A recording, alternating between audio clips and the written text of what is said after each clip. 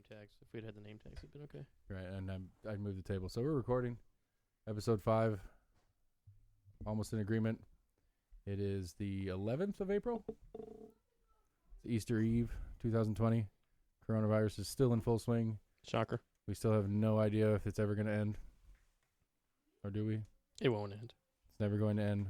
And actually, a lot of the hospital systems are without jumping into a topic, a lot of the hospital systems are anticipating it being, like when we finally do get back to business as usual, no pun intended, that there's going to be another wave in the fall. I would assume as much. Yeah. Makes sense. Right when school starts back up, they cancel it again. Yeah, probably, and like college football or football, any sporting event where you've got fucking 20,000+ people involved, and so the question is whether or not we have any sort of mitigation techniques for people infected at that point, or whether it's just okay, we're going to stop again, and then we got to wait till.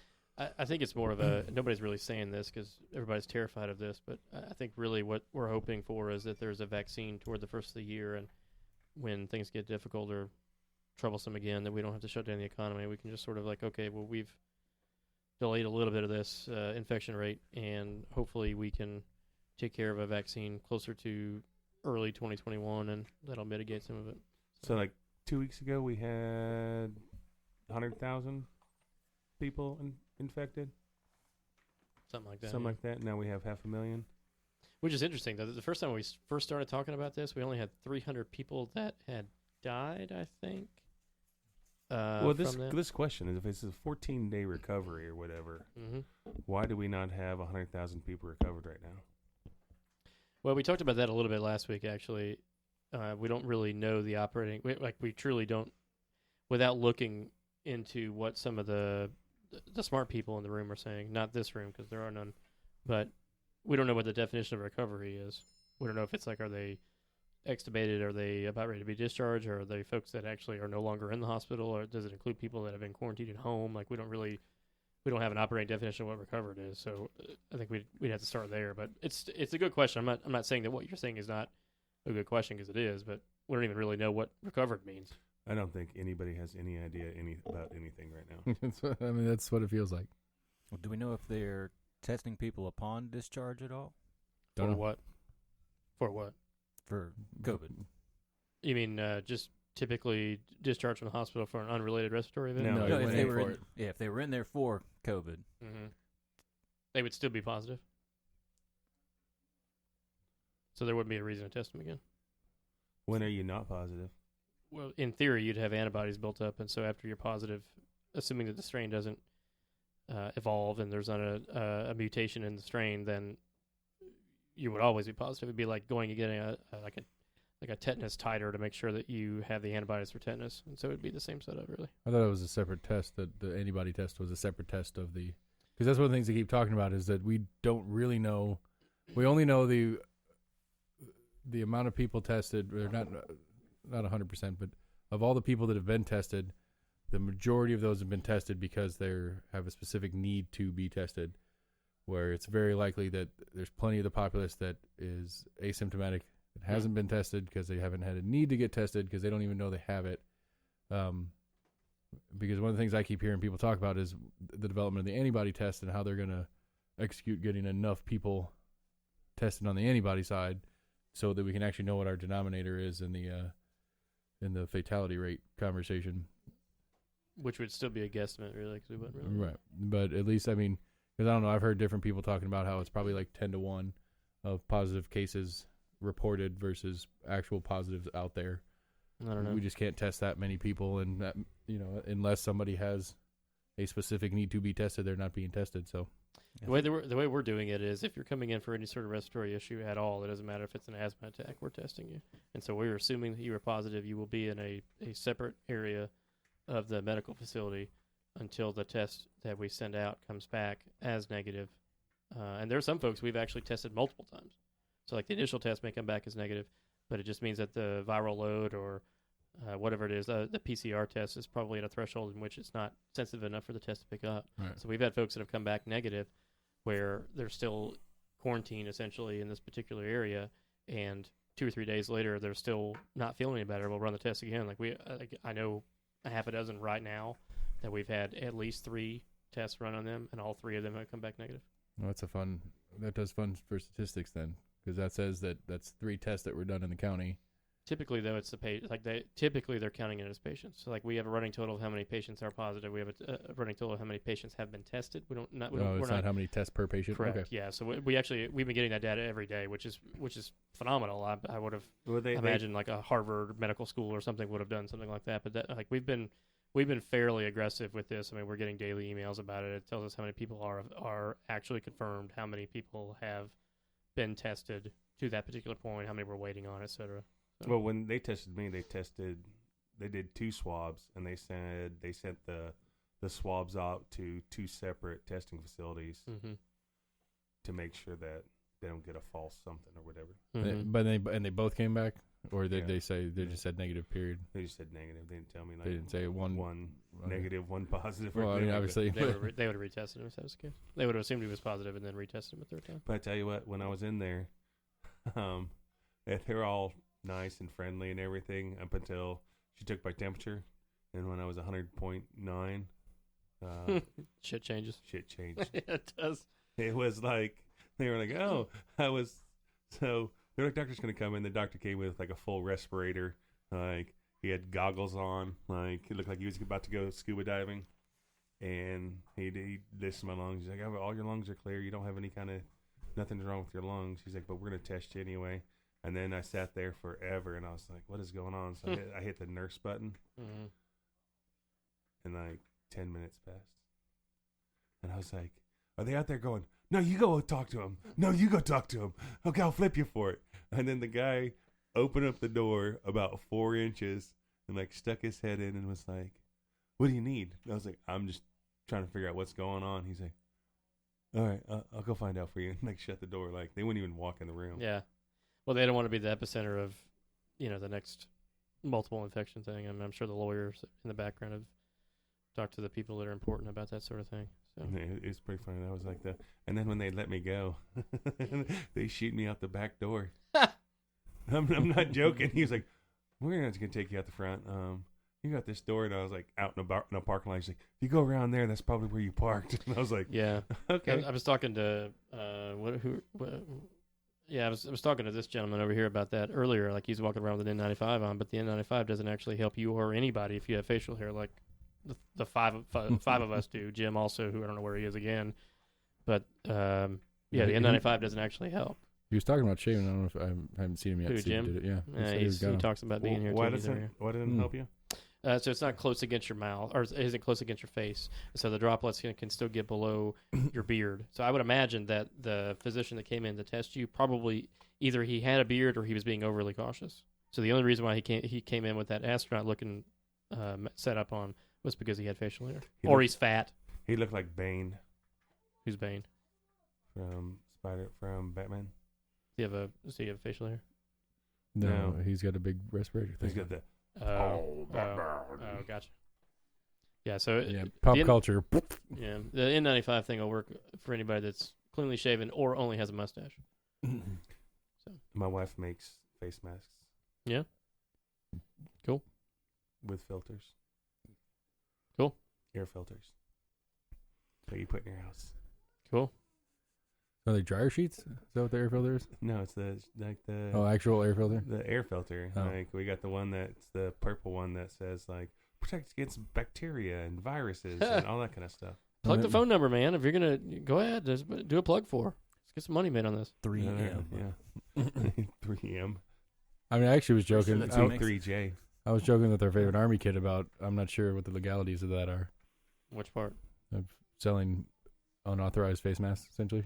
So most of the hospital systems now are telling folks to come in with a cloth mask, and so right. She looked it up and they said 100% cotton, but like we told the guys not to tell people like, look, this is just something for protection. I mean, something is better than nothing. Don't tell them that it's like gonna stop you from getting anything. It's just something's better than nothing. You can still get gonosyphilitis, but yes, maybe not common cold. Exactly. Which is also viral, which you would get. So don't anybody that's listening, that's supposed to be sarcasm. How did she get pregnant? I was wearing my mask. It's because she took a turkey baster out of the condom. Squirt, squirt.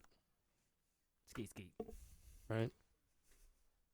So what is supposed to be the topic for tonight?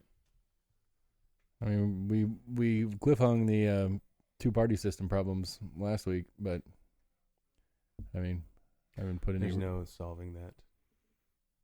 Well, I mean, it would be add parties to the system, and that would be the general populace not being okay with the lesser of two evils over and over and over again, and it'd probably turn into a lesser of three or a lesser of four evils as far as most people's mindset goes. But you'd have to get rid of the whole system. Well, I mean, functionally, yeah. I don't know. You wouldn't. Theoretically, you wouldn't have to, but I think functionally, you're probably right. It would just have to be a popular vote. Right. No. Which means liberals will always win. No. I don't know. I mean, if you had a real third or fourth party that was much more centered, I think you would not. I don't think the Democrats would win the way they would on a popular vote basis like they have been. I don't know, man. There's most of the larger cities in the United States are typically progressive. Typically. I agree. And so, sure, you wouldn't have the far left ones that are actually truly communism.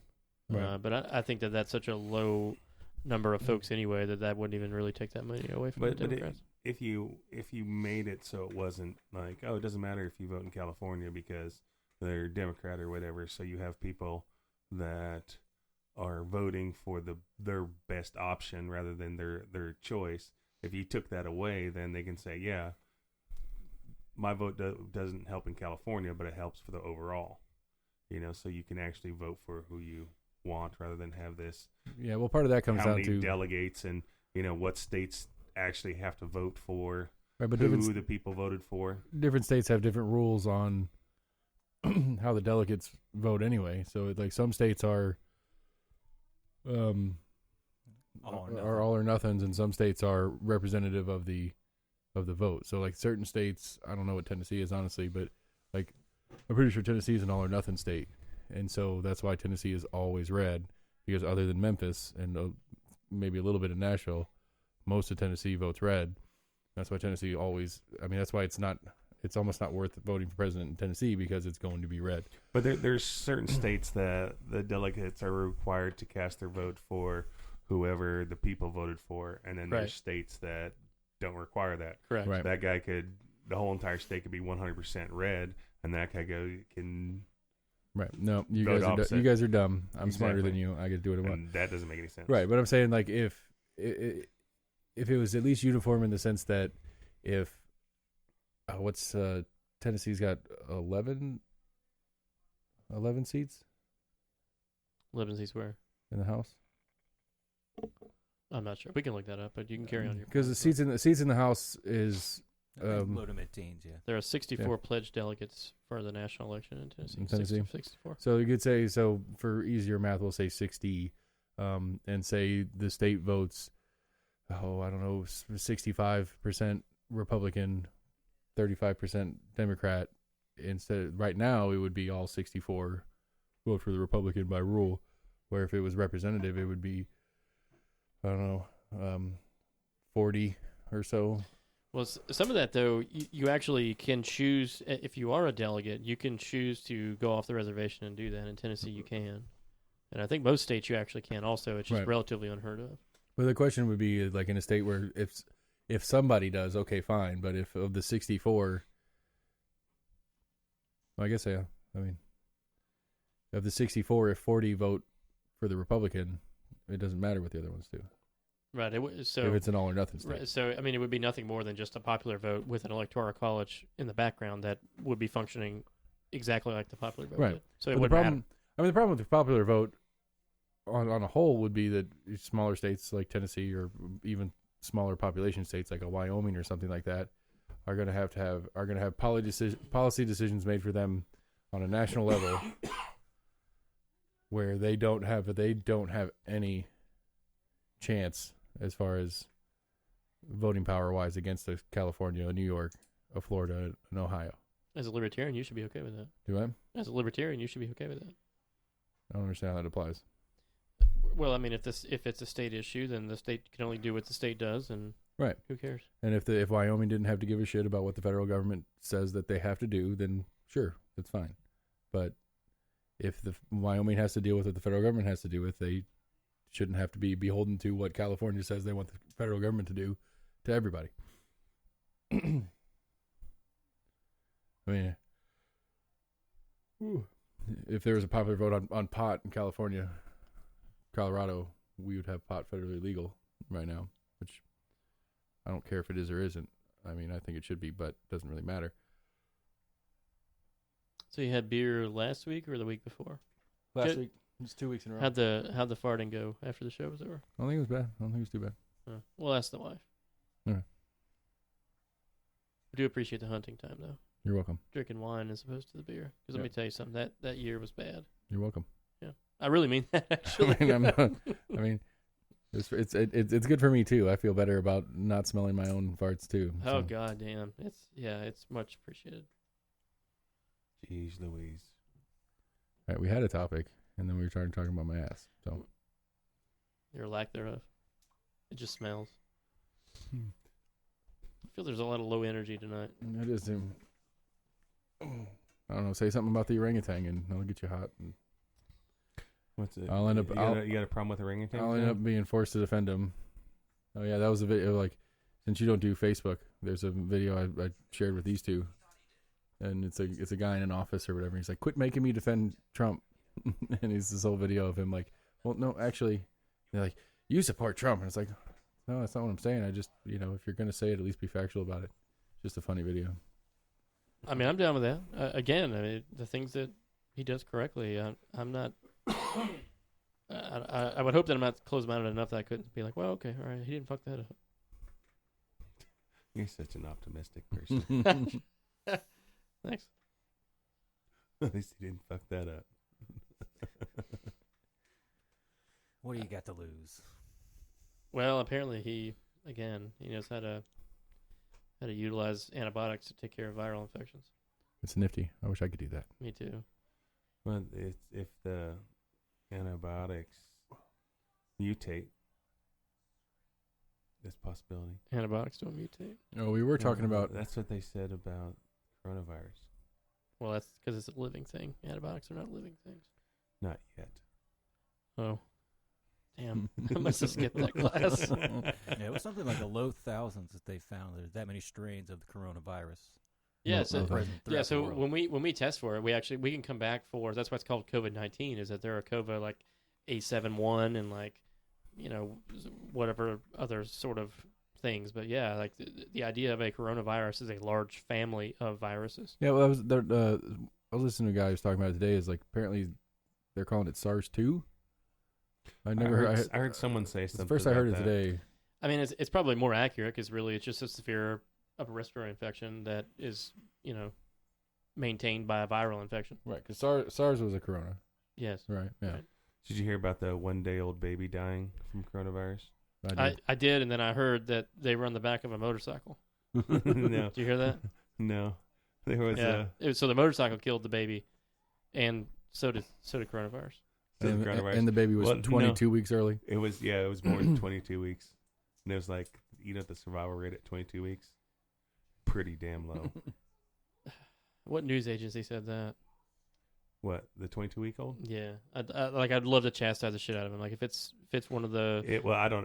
I could probably look it up, but it was 22-week-old baby. Like, it says, the article said, first infant fatality from coronavirus. And then you read the article, and the baby was born at 22 weeks, and it's like, man, what is that? 98% death rate at like 22 weeks. I mean, they have some survive, but it's few and far between. Yeah, I'm trying to bring this up. Yeah, so I mean, I heard the same story, presumably from the same news source. Baby on the back of a motorcycle. It was New York Times, I believe. I think it was New York Times. I'm pretty sure, not 100%, but I think it was. I just did a quick Google search of infant death coronavirus. There's one about a 6-week-old baby.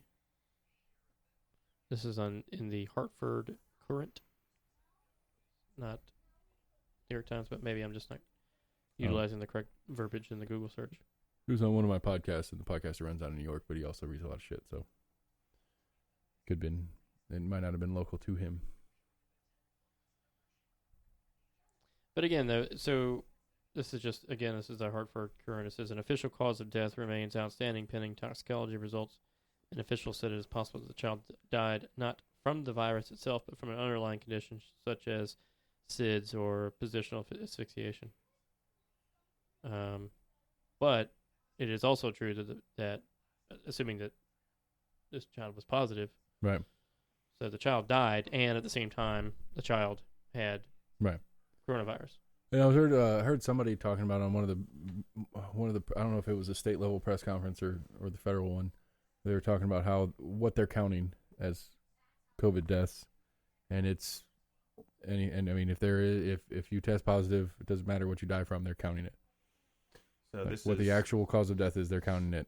And essentially the motorcycle or the car joke or whatever from a couple weeks ago, the guy wrecks on the interstate and dies and tests positive, which, like you said, they probably wouldn't test for, but if they did and he came out positive, that would go as a stat as a death. Well, I don't know if this is the same one. This is Hawaii News Now. It says Louisiana.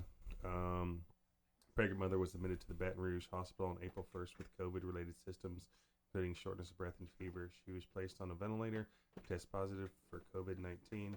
The mother went into preterm labor and delivered her daughter premature at 22 weeks. The baby did not survive. Does it say that they tested the baby? It says they're waiting on the test for the baby. Okay. The child is not tested for positive for COVID-19, but the hospital is working to confirm the results of her tests. So, what do you guys think? Whoa. Wow, that was a lot better. Good for you. Yeah. Maybe this will help a little bit there. Gotta find a name for him. Beavis. I like it. So, wow, that's completely different. Significantly better. Good. Well, So maybe not for you because you're still as loud as you loud were. shit. Yeah. Can you not turn your mic down at all? I just did. No, you didn't. I literally just did. I think he just turned his up. I think you did too. Okay. It's not up high enough. So, what do you think? I wonder is DUIs down right now? I'm sorry? DUIs. No, I'm sure. I have to be. Well, here's an interesting thing. So I was down here at Casa Nagayo the other day, Uh-huh. and they had the curbside pickup thing. The guy was like, "Do you want a margarita?" I'm like, "Fuck yes, I want a margarita." Goes in and grabs 2 to-goes, and he's got like this fucking duct tape thing over the lid. I mean, it looked official, let me tell you. But 6 months ago, we couldn't get a drink to go. What the fuck's different? They relaxed it. They relaxed. I mean, did they, or they just don't care? No, They relaxed it. relaxed it. But okay. they stopped the to-goes last week. So like I went to Cancun's on Chapman Highway, and he bought a canner, and I picked up a 6-pack of margaritas to go. It was like $30. Yeah, your situation is not legal. ABC board has actually been out. I didn't say Casa Nagayo. What I said was Olive Garden. Right. I'm just saying that's why I said your situation and didn't rename the one that you already. Can we get rid of that? No, there's restaurants that are like actively advertising that this is what they're doing. No, like it's- Olive Garden. I'm not Olive saying Garden's doing it's- that. The method is what I'm getting at. Like Right. it's got to be. It has to be a sealed. And I guess you throw duct tape on there. It's gonna make a mess taking it off. It's gonna be hard to put back on and not be noticeable. They were delivering 32-ounce in styrofoam cups delivered. But then someone said, "Oh, you can't do that in like a to-go cup." So they went and bought a canner. Yeah, like it's got to be some level of tamper evident at least. And I asked him, I was like, "How long is this good for?" He's like, "I don't know. We've never done this before." I said, "Okay, I'll just drink them all the night and it'll be fine." I'll drink a few and I'll try." He let a couple sit for a little bit and try them and see. He's like, "Just alcohol, sweet and sour. Can't really kill you." Depends if you have COVID or not. Exactly. So there's a question. Let's say you're positive for COVID, you're self-quarantined, but you hang yourself in the shower. Is that a suicide?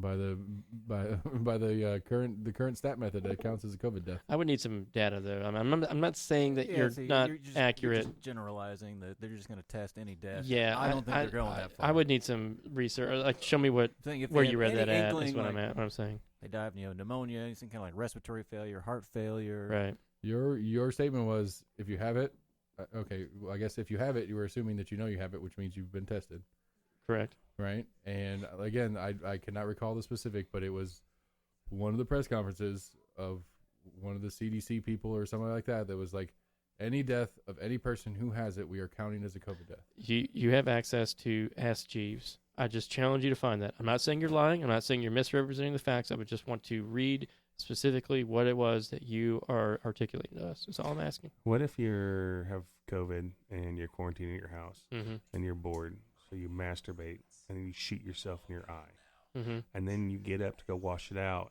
fall down the stairs and break your neck? What killed you?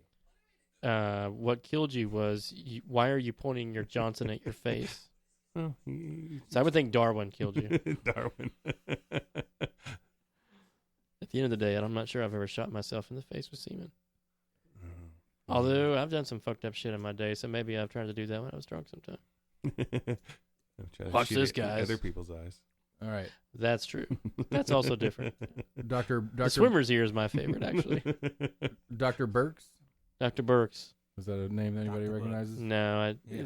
same as Dr. Seuss. At Tuesday's White House coronavirus press conference, Mhm. task force member Dr. Deborah Burks Yeah, she's on the Oh. coronavirus Okay. task force. Gotcha. said that while some countries are reporting coronavirus fatality numbers differently, in the U.S., you are counted as a victim of the pandemic if you die while testing positive for the virus, even if something else causes your death. I would want her to elaborate on that, though, because if you are a terminal cancer patient and you have tested for coronavirus, you have not died from coronavirus. So, so the follow-up question in that newsroom should be, can you clarify what specifically that may be? If I test positive for coronavirus and pull out a 357, stick it in my mouth and pull the trigger, that's not a positive for corona.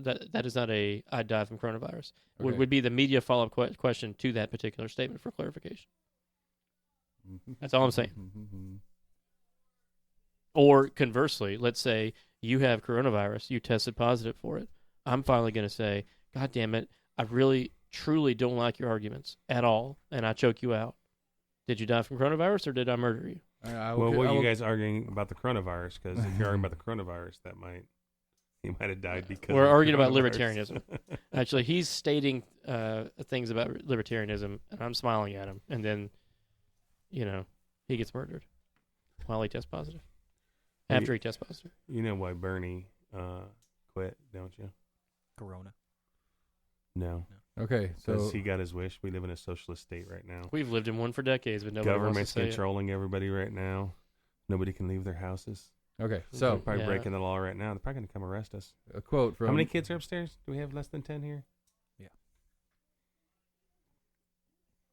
I mean, am I done? Does it not matter? Do I need to follow it up, or am I? Is that a rhetorical? Oh, Is that a rhetorical question? I'm confused because About what? I'm trying to read the quote in its entirety. It's so funny how defensive he gets when we're talking and he doesn't get to talk, but when we're talking and he talks over us, that's fine. You know, outside my house today, Mhm. the neighbors put on a Easter egg hunt Mm-hmm. for like the kids in the neighborhood. Mm-hmm. There was probably 40 kids running around. They had the streets blocked off, and I'm like, is this practicing social distancing with all these kids? Are you not going to say it? I'm waiting for my space. Oh, jeez. Come on. I saw one guy do it. I wanted to do it too. To actually have like a huge fucking hula hoop that's, You'd have to have 12 foot. 12-foot diameter. Yeah. Because people are like, I've seen people have it, and they're like, 6 foot. And they have like a 6 foot, like, saw a guy that had like those pool noodles, and he had like a Yeah. 6 foot pool noodle. Yeah. I'm like, no, you only got 3 feet on either side, buddy. There goes 6 feet. And Yeah. 6 feet. You Gotta- have 12 It's feet. got to be 12 feet. I'm sorry. Go ahead. So, quote from Dr. Deborah Burks, quote, so I think in this country we've taken a very liberal approach to mortality, and I think the reporting here has been pretty straightforward over the last 5 or 6 weeks. Prior to that, when there wasn't testing in January and February, that's a very different situation and unknown. There are countries that if you had a pre-existing condition and let's say the virus caused you to go to the ICU and then have a heart or a kidney problem, some countries are recording that as a heart or a kidney issue and not a COVID-19 death. Right now, we are still recording it, and we will. I mean, the great thing about having forms that come in and a form that has the ability to mark it as COVID-19 infection, the intent is right now that if someone dies with COVID-19, we are counting that as a COVID-19 death. I don't know how else to interpret that, whether it's you choke me to death, I jump off a building. Again, we need additional clarification. Fall down the stairs with cum in your eye. Right. Whatever. Again, It does sound like she is explaining it very generally. right. There needs to be a follow-up question, and You want me to call her real quick? That's the no. Actually, I think what'll happen is I think if somebody just has a follow-up with Trump, he'll explain it very thoroughly. Yeah, sure. You want me to tweet him? You probably should. He's snorting Adderall right now anyway. That's good stuff, though. I should have made coffee. That's what I should have done. I made jambalaya before I got here. It's a long story. I slept before I got here. Did I tell you my disease was caffeine? Really? Your disease is caffeine? No, that was why I was sick Caffeine withdrawal. for a week. His guesstimate. Okay. That's the only thing I can think of. Like, when I was working, I would get up, go to Waggles, get a cup of coffee, and then I stopped working, and I don't drink coffee at the house. And, like, I felt like shit. And then I think Sunday, 6 days later, I was like, we had to run some errands. I was feeling a little bit better. Still had a killer headache. And we stopped by Waggles in the morning, and I was like, oh, I'm going to get a cup of coffee. Then I thought, shit, I've not drank coffee in like 2 weeks. Had a cup of coffee. Felt great that night. Now I'm having a cup of coffee in the morning, and I feel fabulous. And I started looking up all the caffeine withdrawals and shit, and it was like dead on. Exhaustion, sleeping, headaches. There's fever. there's a lot of research that says that caffeine withdrawals and lack of fellatio, both of those are called those. Like if you have those happen at the same time. Giving or receiving? But you were normally Yes. It's the receiving part. There's no lack in that. But I'm a little. Yeah, I've not. You don't have the. How long has it been since I've given? You were out last week. It's been a couple weeks. it's that sore on He was apologizing. He was apologizing to that Marine buddy for inviting him to the group. Yeah. I'm sorry, man. Aw. Come here, buddy. But you were doing 1 cup of coffee in the morning. One big ass cup of coffee. 124 ounce. It's possible. I've reduced my coffee intake as a result. It freaks me out. If that's true, it freaks me out enough because I do a 32 ouncer to start the day, Yeah. and then I may or may not have one more in the afternoon. Here's what you should do. That's what I was doing. You should buy decaf. Drink the decaf and see if it changes.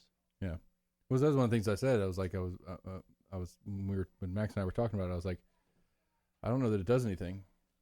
I don't ever like. I just do it out of habit. I get up, I make my cup of coffee. Yeah, I agree. In my big ass thing, and I go throw it in the car, and I go to work, and I drink it. And it's like I don't feel like if I drink it fast or if I drink it slow that I'm, that I'm firing off faster or whatever. Yeah. Because of it. I've noticed if I put one of those little Stokes, it's like a little caffeine thing they have at the gas station that you can add like a little shot. Mm-hmm. I've noticed if I put one of those in there, which You get all jittery. I know I can't think it was a Pilot or one of the other gas stations. They have a Peeps flavored creamer now. I didn't Peeps. try it, but that just sounds fucking You mean like disgusting. the Easter egg? Yes. Oh fuck. Like the Easter I egg. mean, I've seen like Easter the bunny? Snicker bars that have come out. It's a Easter- marshmallow. Oh, bunny, yeah. I love the Cinnabon one. Huh. I do love the Cinnabon ones, but We have a I was like, Peeps creamer. dark chocolate Gross. peppermint that we use here. I don't use it regularly. I drink my coffee black, like a martin, Like your man. like a martin, It's all dark and hung. and hot, Okay. real hot. So is tickling a black man the same as tickling a white man? So So for what are those your of thoughts? you out there that what are are your actually, thoughts on entertainment? this is entertaining for me. Actually, it really is. I was gonna explain the tickling thing, but hell, it didn't fucking matter. Yeah, it doesn't. Just as much as the entertainment conversation. So if anybody has been listening up to this point, If you're still there. if you're still there, we're sorry, and we won't do better because we don't know how to do better. And if you thought the last 4 episodes were a dumpster fire, well, we've wasted, 25 minutes now at this point? Talking about absolutely jackhole shit. Yep, pretty much. Yep. I blame it on the listener, actually. So if the listeners would put stuff in the comments section about topics for us to discuss, we'd fucking do it. Right, that's the way to encourage. So really, listen, this is your fault. It's your fault. Put comments in there. We'll talk about anything. I mean, we started on the 2-party thing, but nobody was on it. We were kind of on it, and then I think it's more like a full episode and a multiple part episode. I mean, but that would assume that we're going to really, really hard structure it, and we're pretty confident that at no point we're going to really, really hard structure anything. well, if that's the case, we wouldn't have talked about libertarianism 2 weeks ago. Fair. Libertarian. We like to dip our toes in a little bit of everything. You're either too far east, too far west, or too far north. You Too far north, exactly. gotta be in the middle. So what would the middle look like? I see what you're trying to do here. I'm trying to get us a fucking conversation going because this is boring. Well, okay, so I don't think it's an accident that you had the most professorial, probably most academic president maybe in history, followed up by arguably the least intelligent president in history. And I think in some ways, I think the pendulum does have to swing in the opposite direction. I really do. I think that's it's not a surprise to me that there were folks that were turned off by the,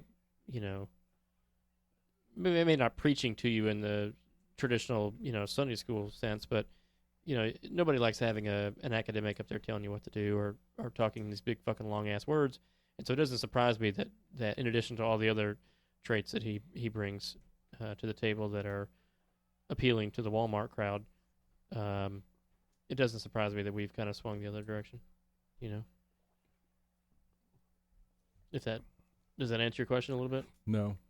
You think? What does the middle look like? I'm saying that over a period of time, our country is actually more centered, really, than what we actually think it is. Okay, so, let me I think we were going to. I'm sorry, we were just going too.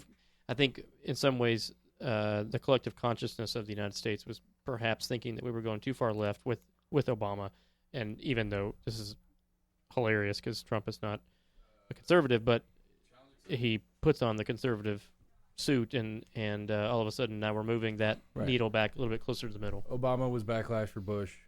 Correct. Trump is backlash for Obama. Correct. And I get the pendulum. Clinton was backlash. Yeah, I mean, I really do. I think that's a lot. It has gone back and forth. I agree. I really do. I think Right, that other than president. I mean, whether it's 2 terms, you had Clinton in there for 2 terms, Bush in there for 2 terms. Yeah. And I think the general public, they saw things were going okay, but didn't like it so much. Like, oh, let's try the other side. Yep. Tried Bush for 2 years. Like, let's try Democrat for 2 more terms. Right, that's the question though. Is that okay? What does a actual centered candidate look like? Regardless of Joe Exotic. whether or not it's a backlash to who is current. What isn't that? Because that would be the to me that would be the backlash to the system. Would be like, okay, this far left, far right thing's getting fucking old because every time it's going further out. And yes, in the long term, the average is still down the middle. But what does a centered candidate look like? I think it'll be attributes of the past presidents we've had. That everybody was so up in arms they were terrified that Obama was going to take our guns. He didn't give a shit about guns. Okay. So we would have to have somebody that you got to leave guns alone. Like you can't take the guns. Like I'm dying on that hill. Like you don't fuck with the guns now. Okay. You can't have a bazooka. I mean I'm okay with all that sort of thing. That's a different conversation, I guess. But can't fuck with the guns. You got to have some sort of leeway. This is just my thought. You have to have some leeway with abortions. You got to say, well, I believe in a woman's right to choose, but life is sacred, and you got to toe that line. Okay.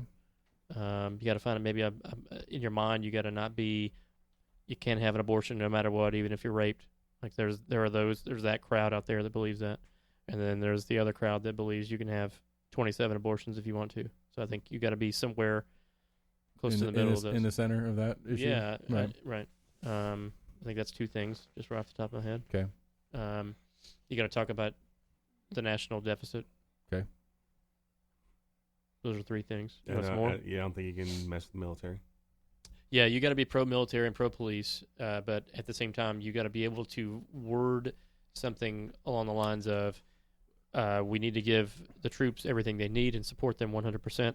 But we don't need to waste money. Well, we don't need to waste money. I think that is a centered candidate also. Okay. I think you can't say, we'll give them anything you want. Well, that's dumb. Like, you shouldn't give any organization, any portion of the United States, the military or otherwise, just a blank check to do whatever the hell they want to do. What's foreign policy look like? I'm not an isolationist. Now, I don't want to send troops over for fucking bullshit, but soft power is a thing, and I would much rather use soft power than showing up with tanks. Like soft power is in like persuasion, manipulation, maybe diplomatic stuff. But if you can convince people that the American way is better than their way, now you can't do that with some folks that they have experienced blowback by going over and like we're not exactly friendly to the Palestinians, Right. At large. So if you have years and years and years of blowback, it's really difficult to get those folks back on board. Right. So I don't know. I think you can't be an isolationist, and at the same time you can't be a war hawk either. Like, you can't be John McCain, and at the same time you can't be whatever that. I want to come back to that at some point. Come to think of it, third party voting for you at some point if we've got time toward the end, maybe. So the last Libertarian idiot or the current Yeah, one? I don't even know who the current one is. Okay. Just remind me. I'll bring it back up. I think you got to be somewhere in the middle of that. I think you got to say, like, we're going to protect ourselves, and if you fuck with us, we're going to fuck with you, that sort of thing. But, it is helpful that we do have bases across the United States. I mean, it is helpful. The world. I'm sorry, the world. Yeah. I'm sorry, yeah. I mean, It's obviously we have bases here. That makes sense. But Yeah, I meant the world, sorry. Yeah, So- I think that the candidate's got to be strong on small business and not Sure. so much big business. Yeah. Obviously we need big businesses because God knows we can't go without a Walmart. But there's more emphasis on small business, I would say. And I don't know what that would look like either. So if you say things like, I support small businesses, well, what does that mean? I mean, you guys work in the small business realm, really, so I mean, that would be... What do you consider small business? Well, That's true, too, sure. I think the definition is like under 500 employees.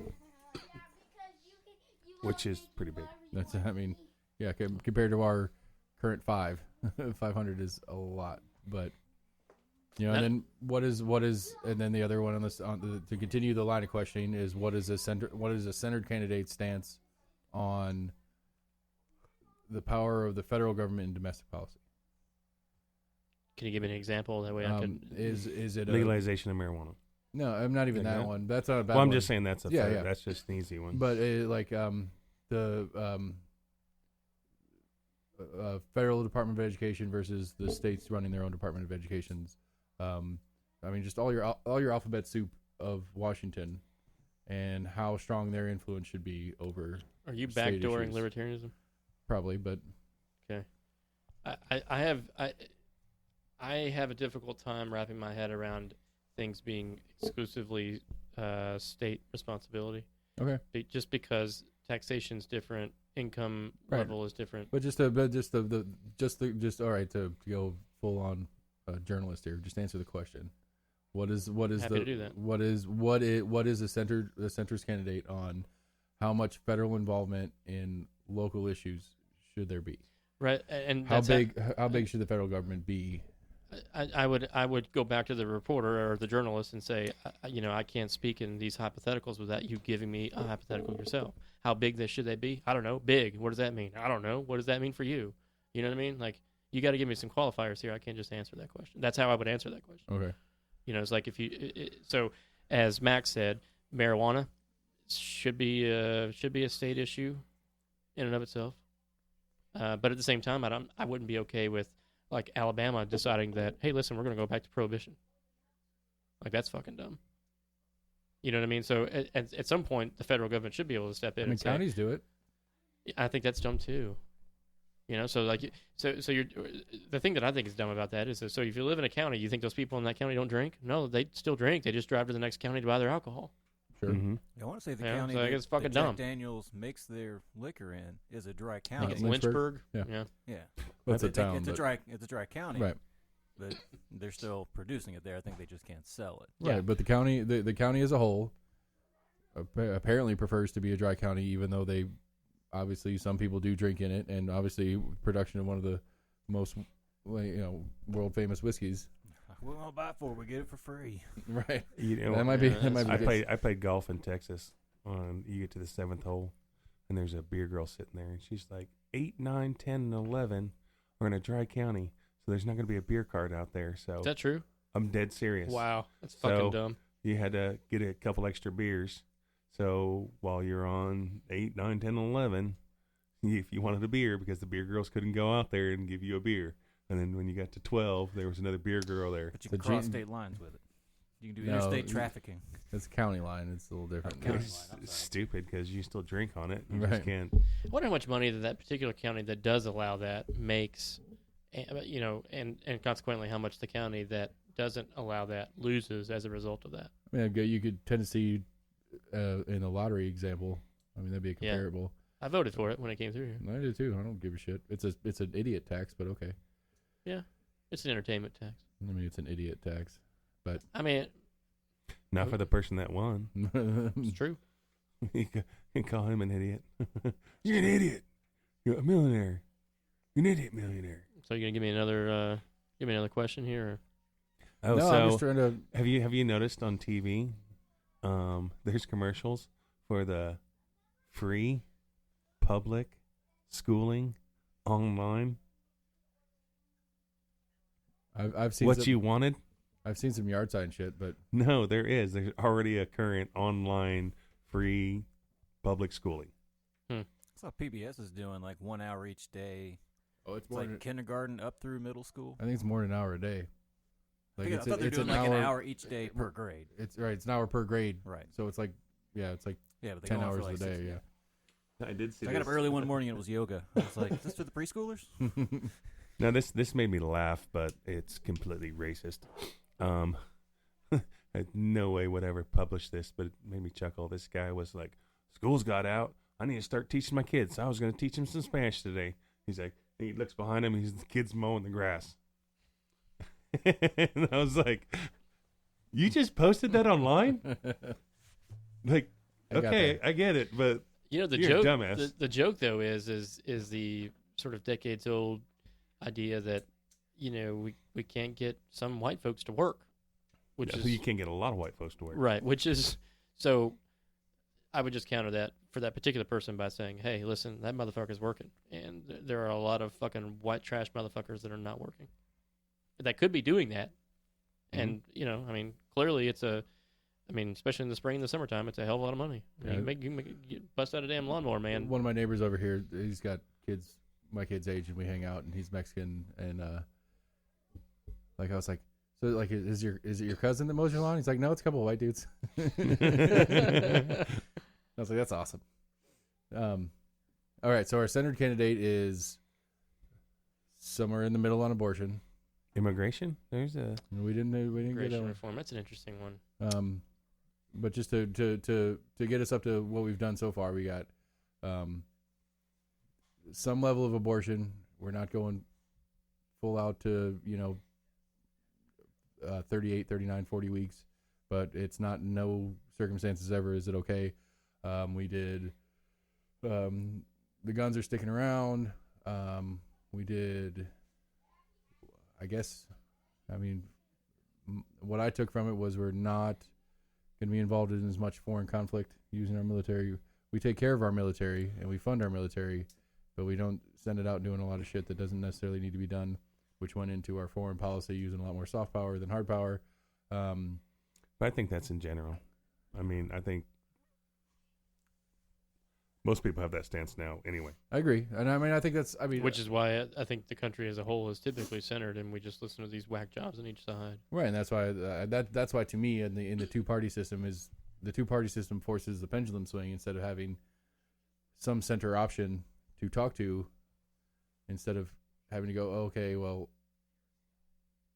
I've always equated it as your two biggest, your really, really, really super basic simple, which I know it's not simple, is your Democrats are much more progressive on the social issues.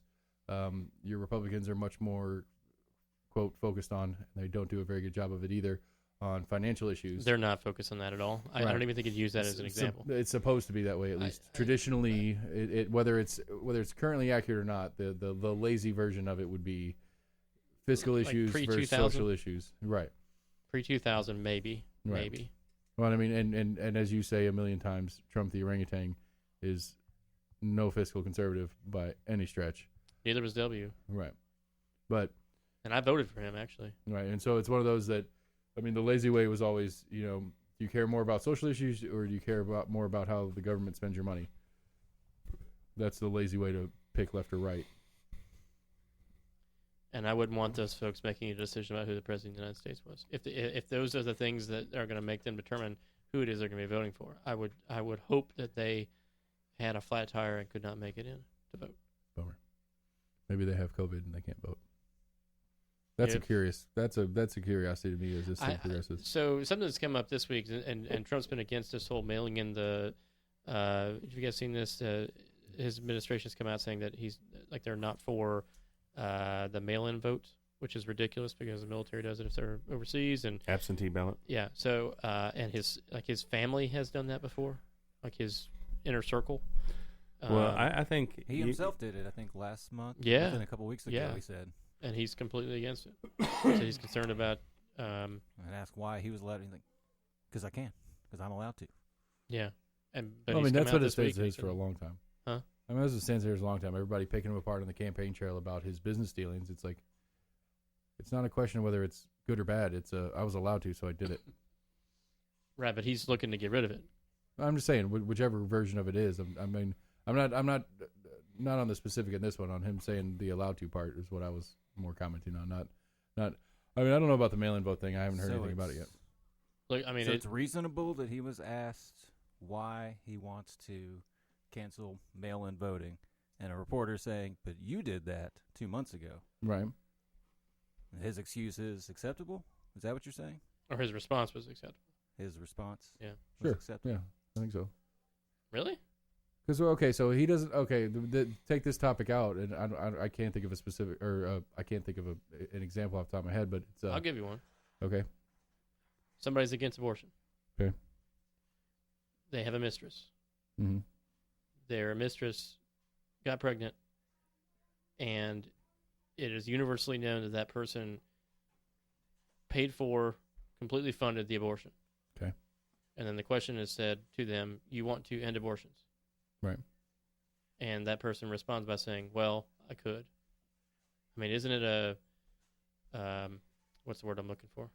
Isn't that an integrity question? We touched on this last week, actually. So if it's something that you actually believe in, isn't that something that you should yourself say, "I believe in it, and I'm not going to do it, even though I can. I believe in it enough that let's make the ability to do it not exist, and I'm going to act in such a way that it doesn't exist, even though I have the ability to do it." Does that make sense? Well, yeah, you're gonna have a lot of that with the stimulus checks. People are like, "Oh, they shouldn't be doing stimulus checks." I agree. I'm going to cash my check. Sure. Though. Yeah. No, I agree with that. So that we had a conversation after we stopped recording last week of that sort of thing. We were talking about. He said that he was against it just as a libertarian sort of thing, that the government shouldn't be giving this stuff back. And I'm like, well, no, it was the small business loan thing. And I was like, well, if that's the case, if you really believe that, what the hell are you taking the small business loan for? I mean, I want my tax money back. I mean, sure, but I mean, you can't be against the fact that they're providing that as a financial pay it forward sort of deal. You know what I mean? Like, it just seems like if you really believe that, then you wouldn't take it. You'd say, well, I'm gonna give it to Knox County Schools. I mean, there's the competitive advantage conversation, and if everybody else is taking it as a business, I kind of have the need to be competitive, and I can't just pass on that just because everybody else is taking it and I don't. It's a flimsy argument because that's nothing more than everybody's jumping off of a cliff. I should too. I mean, it'd be kind of boring without everybody, but not really. There's some people I'd be okay with. Well, some, but not all of them. Well, sure, but I'm just saying that's the argument that that's the spirit of the argument that you're saying. I have no morals, so I'll take the money, right? And then I'll say, "Damn freaking people stealing money from the government." Plus, I can't oppose the whole thing and then cause a rift in their business relations either. But you didn't mention that last week. Philosophically, if you were 100% against something, you wouldn't do it. I mean, as much as I joke around with you about some of the arguments that we have, I do think that you are a person that's got a fair amount of integrity, and I think if you really truly believe something, you would partake in it. And so that sort of thing, it's interesting to me that we still have folks, just like you mentioned, that the fucking government, we're socialists. Where's my goddamn check at? Where's my check? God damn it, it was supposed to be here last week. It ain't fucking here yet. Where's my check? But that's different.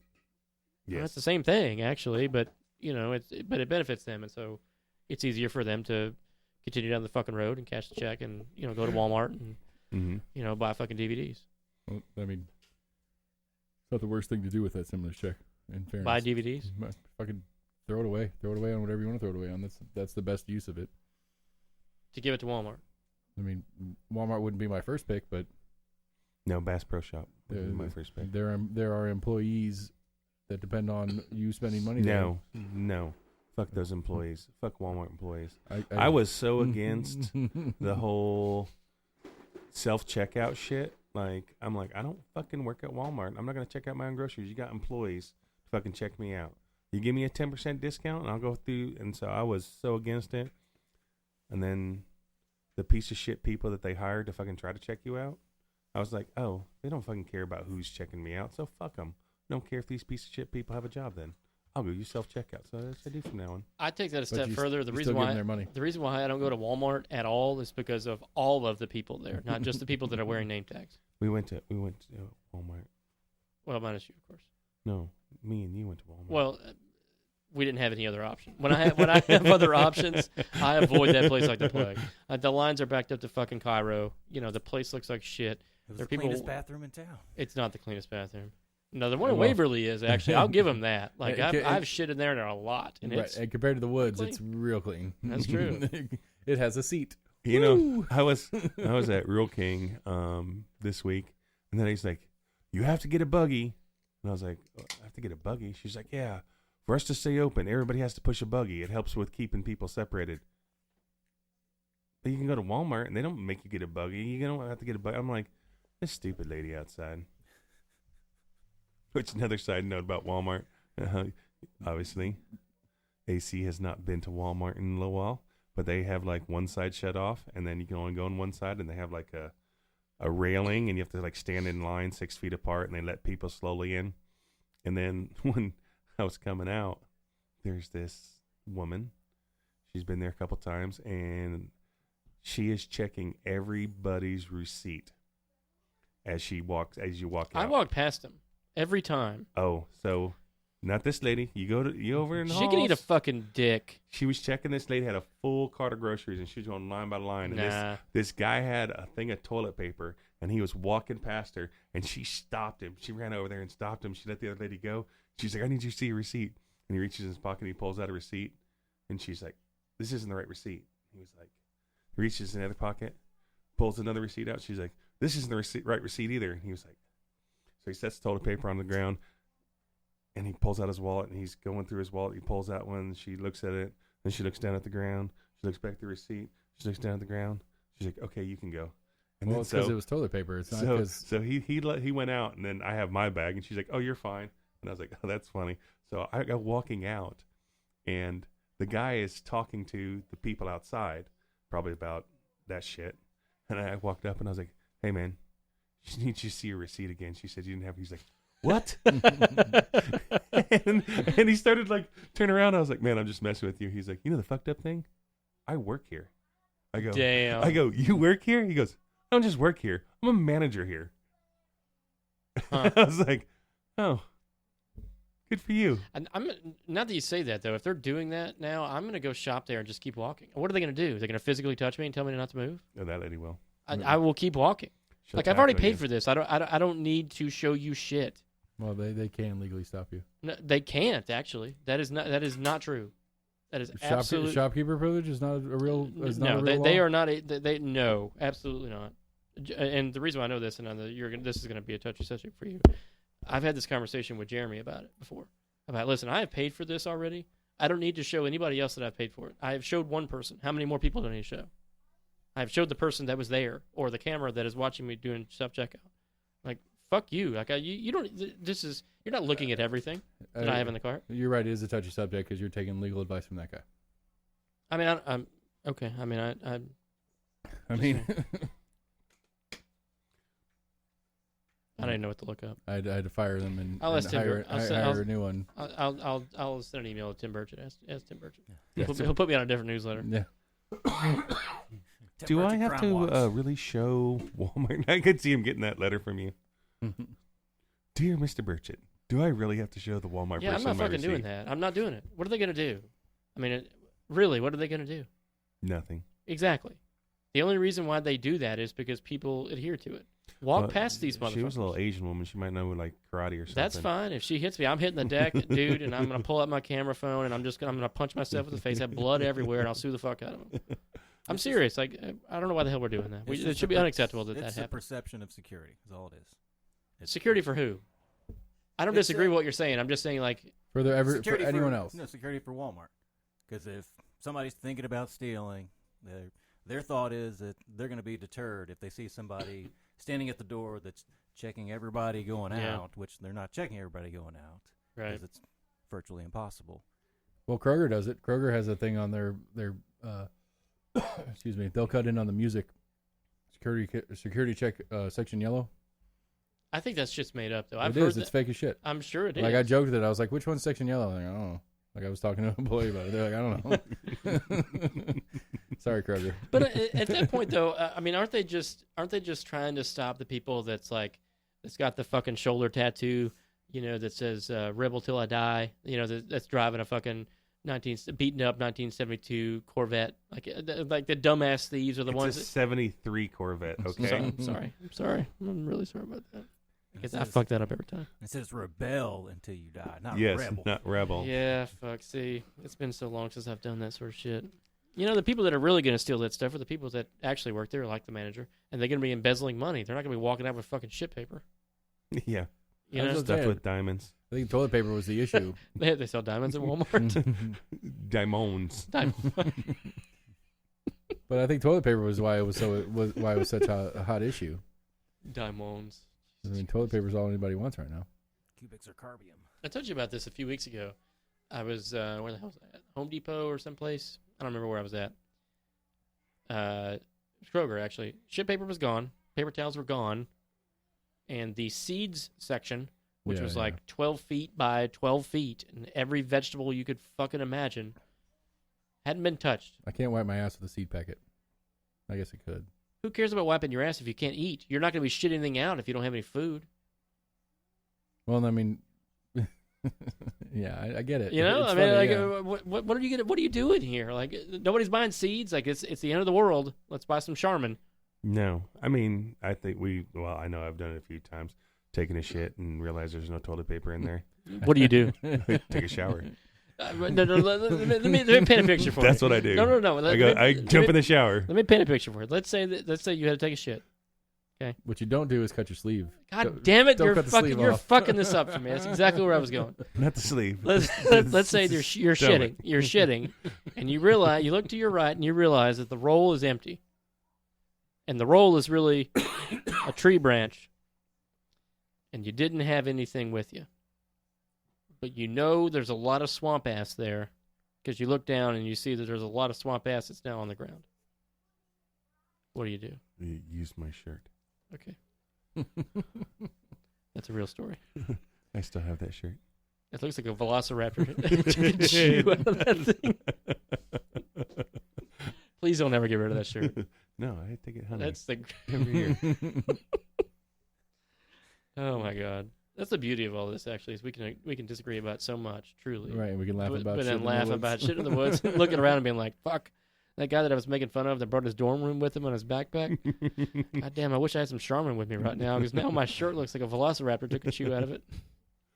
You like the guy in Jumanji with his giant bag.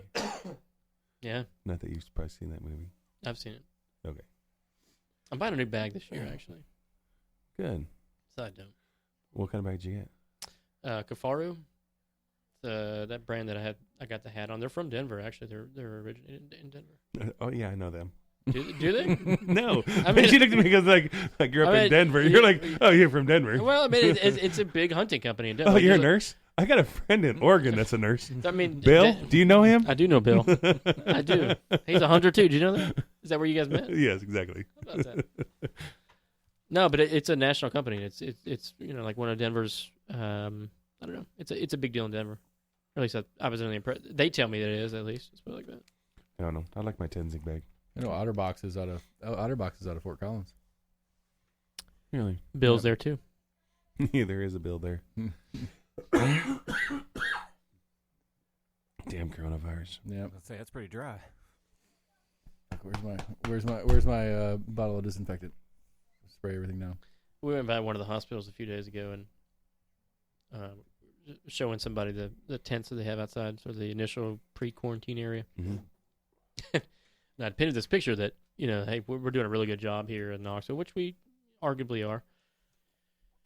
It's the front lines of the COVID stuff, and granted it's like 8:00 at night. They pull up, and there are two people that are working the tent. They're kicking a soccer ball back and forth. I'm like, God damn it! I could have picked a different time to show these people this is exactly what we have set up here, but they're just kicking a soccer ball, and I'm like, fuck, they don't work here. They're mental patients or something. When I went to the ER, I thought like, oh shit, I got to go to like this outside tent or something. And they have this big tent out there. Yeah. And I drove around the tent in a circle. I'm like, am I supposed to go in here? I was like, I don't know. And then so went in the front doors of the ER, and they lady swabs your head for a temperature. Mm-hmm. Well, that shit does not work because she was like, oh yeah, you're fine. And then they went and took normal temperature, and I was 100.9. The best temperature, truly. Rectal. Rectal. Mm-hmm. I should have had her do that at the front door. No, the back door. I need to take your temperature. Just drop my pants right there, bend over. I still remember being in elementary school and to go home for you to be sick. I swear it was those fucking aquarium things that you stick on an aquarium to check what temperature it is. Yeah. That kind of changes colors, the little kind of like blue to red. Yeah. You'd have to hold that on your forehead, and that was how they checked your temperature. What school did you go to? It is in Georgia. Georgia. Billy, what should we do? Go get one of those temperature gauges for an aquarium. We just put it on her forehead. I was at a different facility working. This has been some time ago now. And it's a true story. We had a patient that was tubed, and they were sick and whatever. We had to get a core temperature on them. And for some folks, if they're super sick, you can't really turn them. Like if you turn them, that's the last turn they'll have. They'll be coding, and then you're bagging them, put them in a fucking morgue. So I'm trying to get this rectal probe in, and my angle is just underneath the balls because you can't turn some patients because they're too sick. I'm back in there and I'm digging around. I'm like, fuck. Like this must be a roll or something. I don't typically miss this. This can't be right. So I just kept going. And I kept going, and I was like, fuck, there's no way this is too easy. Like I was moving around in there and didn't feel comfortable with the angle. It's not the first time that I've done that sort of thing in real life or otherwise.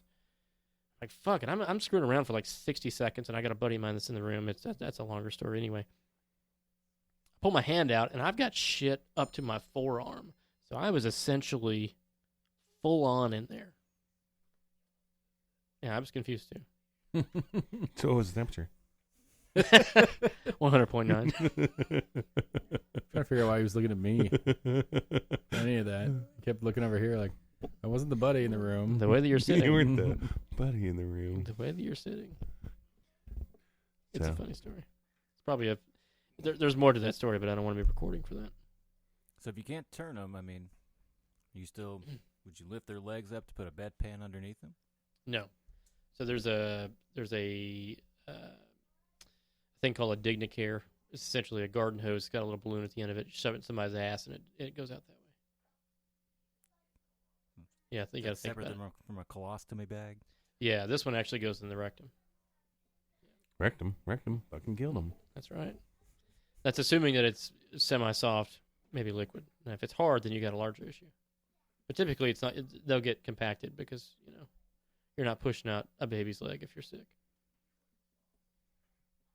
or have COVID. What do you get? Tongs in that case? In that case, you're digitally disimpacting somebody, and that's exactly digit. Right, digit, not digital. Yes, Digit. correct. Lee. Correct. Is that a medical term? Somehow. Digitally. Yeah, digitally disimpact. I'm gonna digitally I my wonder if there's wife when I get home. She'll return the favor. Digitally disimpact. I'm gonna bring this up real quick. I'll show you a picture. My wife's Great. gonna be pissed when she listens to this video. She's like, "You promised something on air and didn't do it." Oh yeah, there's a video of it. Yeah, awesome. That'll be fun. Mm-hmm. Well, At we're some going. point. We're going a whole hell of a lot of nowhere. Yeah, at some point we'll get this as a. No, we won't. We're never going to put this on as a video. No, we can't. No, but Well, we could. We just have to be creative about it. right. And then we couldn't. Well, and even if we did, we couldn't show the video that you probably pulled up for copyright reasons. Can I wear a Trump mask? We could do like dead presidents. Yeah, I mean that's kind of where I was going with that actually. That would be funny. Awesome. We got a new show Yeah. with this giant TV. I call dibs on Millard Fillmore. We put a, I'm just wondering, do I need? good can luck I- finding that one. Can I wear the leotard and get the Jerry curl? Yes. I get a better tan though. Yeah, you definitely don't want to go blackface and get in No. trouble for that. Done that before. I'm sorry, what? It's a long story. Get in trouble for it? You're about to. Story. True story. Well, this is going nowhere. Yeah, it's been a rough one. Where's your did you have something about libertarianism? No, not really. It's not really. No. I was Did just. you forget about it? No, I was gonna. I gotta catch myself sometimes. I take unnecessary shots at I don't even know what. Again, I don't know what that is. Well, it doesn't matter. I take shots at him unnecessarily sometimes, just because sometimes. Well, that was gonna be a shot. I was gonna say it's easy target. But the libertarian, it's I don't know why he's so pro-libertarian. Really, I think it's nice that the government or people they shouldn't be able to tell you what to do. But if you take that far enough, then your next door neighbor is gonna buy a fucking 150-foot pink flamingo and put it on the roof, and like your fucking the value of your home goes down because people are doing dumb shit all the time. So like if you just take it to the extremes, it's difficult to do that, which is why you have HOAs and that sort of thing. Which is piece of shit. I Well, would HOAs? never be in a neighborhood that Right. HOA Without or with? with an HOA. Right. Okay. I'm down with that. we went to when we were shopping. I specifically said no HOAs when I was. I'm not against that, but I mean, I at the same time, you've got to be pretty okay with your neighbors. Yeah, but like if I had an HOA, probably people would be pissed at me because I have Sure. so many vehicles. Right. But they're not like junk cars. Well, I have a junk boat, but It doesn't really look like a junk boat. no. They It never is. know the difference. But I have like 2 trailers, Right. an RV, a food truck, Right. You didn't have to ask permission to get your lawnmower, storage building. 4-wheeler. I'm with you. I really am. I'm not a big fan of them either, but I guess some of that depends on the neighborhood. If you're buying in a decent neighborhood, the chances of somebody having a damn 150-foot pink flamingo out in the front yard is probably going to be low anyway. But Well, and an HOA is well within libertarianism anyway. is what? It's well within libertarianism anyway Why is that? because you are optioning into that contract. No, what I'm saying is that contract would be enforced everywhere. And so if you didn't have the option, let's say that the federal government decided to have an HOA with the same parameters for every home everywhere, where like you can't have a food truck in the driveway and that sort of thing. I'm just saying like you're taking that to the extreme. I think that's why I'm anti-libertarianism just proper, because I don't think it's possible. You've got to work backwards. Now, there are aspects of libertarianism I do like, but I would never call myself a libertarian, just as much as I would call myself a Democrat, really. I want to say the city has actually, within the past few years, said you can't have a non-working vehicle sitting in front of your house for more than like It's like 3 to 6 months. Oh, we got cited. For that? Yeah. Here? Mm-hmm. Was it a county? Yeah. Wow. I didn't know if it was county or. We got. Well, I'm sorry, we didn't get cited. We got a letter. And what did it say? It said you've had this broken car in your driveway for X amount of time. How'd they know it was broken? One of the neighbors probably ratted on them. Yeah. Probably the same neighbor that calls the fucking fire department on me every time. Which one is it? Do you know? Fire. No. So how do they know it's broken down? Like, I mean, That was don't see it move, I guess. That was it was the Volkswagen we had that got wrecked, and we had it towed here because we weren't sure what we wanted to do with it. We had it towed here, and I mean the whole front end was all jacked up and like it was sitting on a rim. I mean it was very obviously I got you. So are you against that as a county? Yeah, what the fuck's the matter if I have I mean if I want to keep the car, whether it's like, I mean. So they're probably gonna call me when I buy that old beat up bus and tow it into my backyard and make a Ford out of it for the kids. I mean, it's up to the neighbors. Honestly, if the neighbors want to complain about it, they've got the right. I'd say if you've transformed it into a playground, ain't nobody gonna say shit. Yeah, that's a little bit different maybe than having like 2 school buses, one that's on its side, and like I think it's a little bit different. Turning your yard into a junkyard. And I can see how a neighbor would be upset that a junked up car is there, because like if there's one, then maybe there could be 2, and at some point, if you have 6 out there, I mean, the value of the neighborhood does go down. Okay. I mean, it's my property too. My property. I understand that is the direct one, and if it's only monetary that we're talking about, as it's all about money. I'm not saying it's all about money, but that's what we're saying right now. That's why they wanted it to move. It's not any other reason. It's not impeding on anything that they do in their everyday life. Right. It's about the value of their property. I mean, So, give me another reason why they would want it out of there. Yeah, well, like there's an ordinance, so you have to cut your grass. Right? I think that should. I'm okay with that too. Actually, I mean, I wouldn't want to. Is there a county ordinance for cutting your grass? Yes. Yep.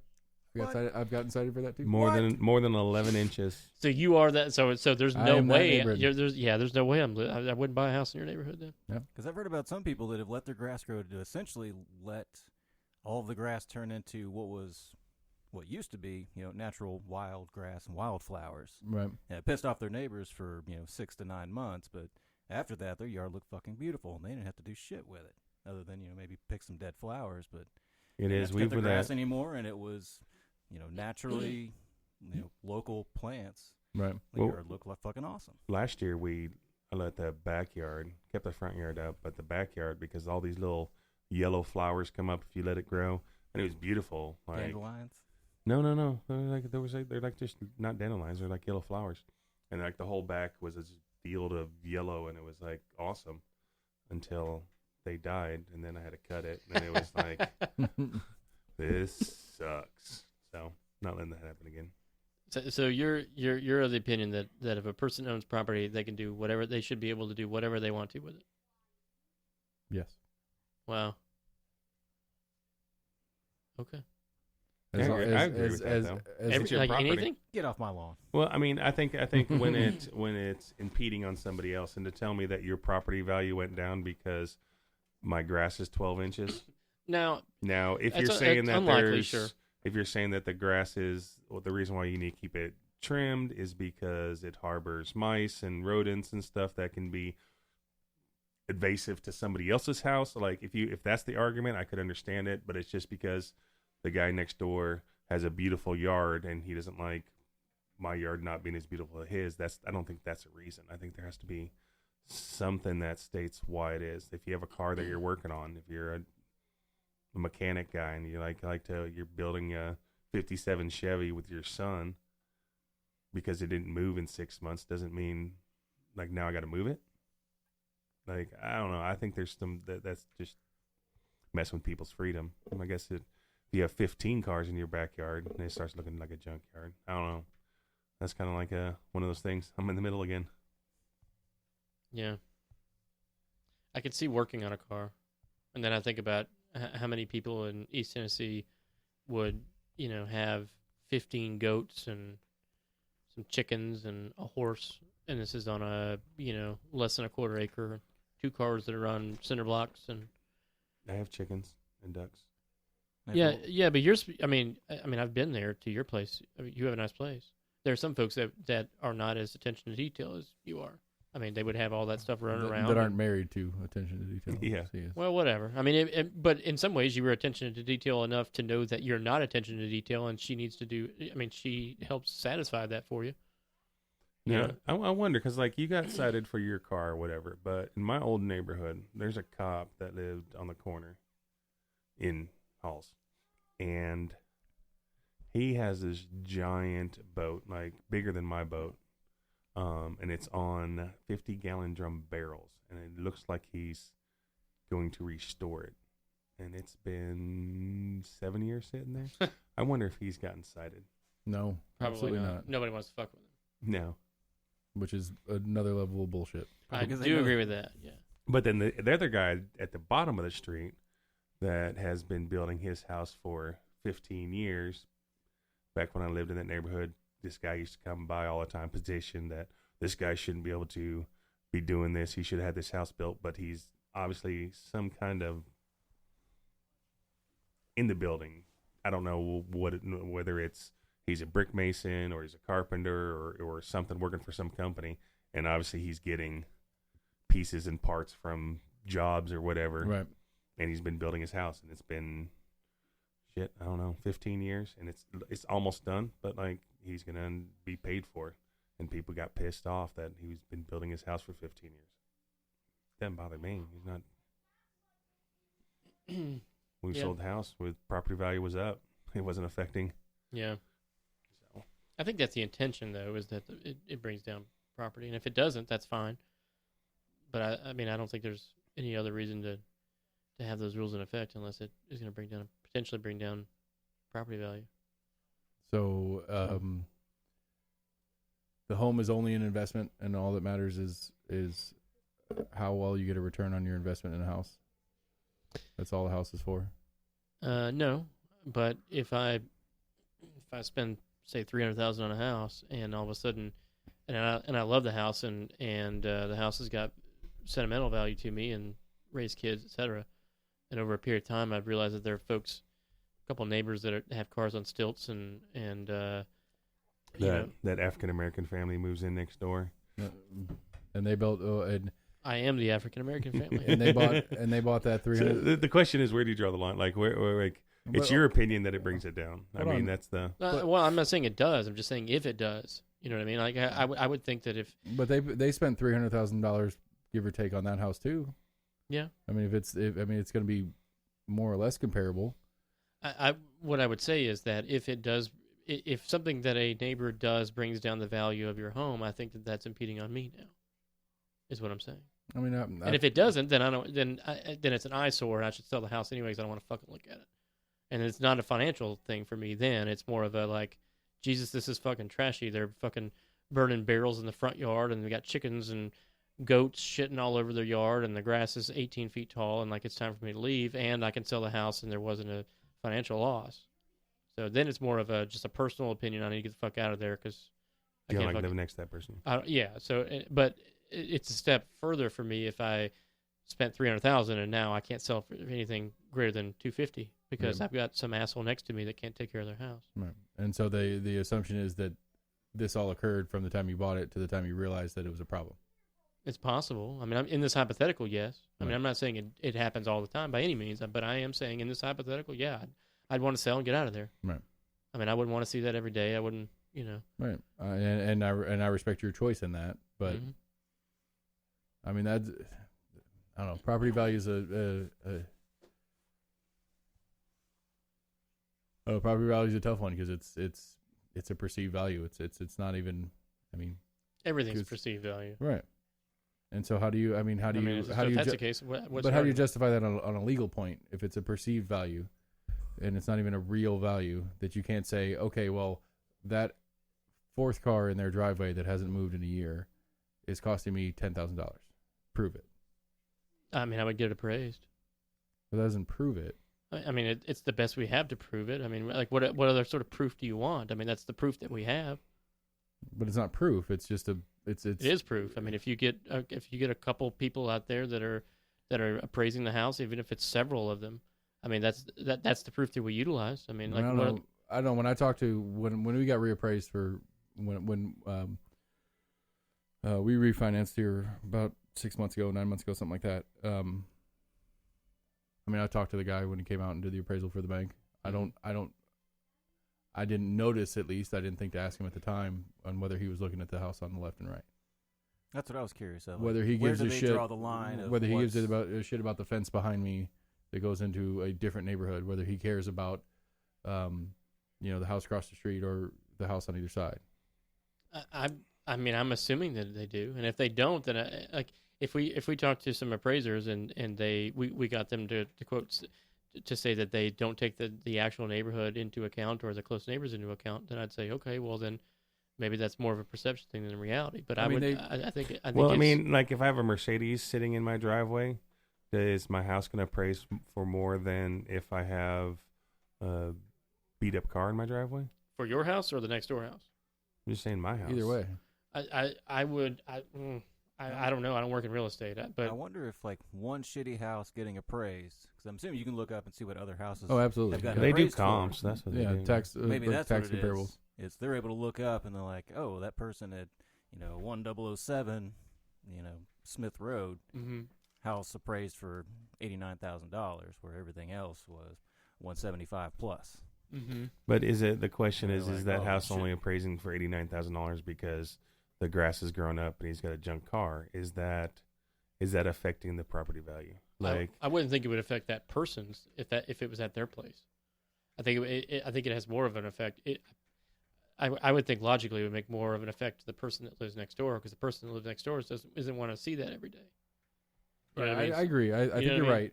You're right in that if you're trying to sell a house, and part of selling the house is the neighbor's house, because the person you're selling to is in the same boat you are, they're going to have to look at that neighbor's house. so it's not changing the property value, but it's changing the demand. The demand that somebody would buy your house. Right.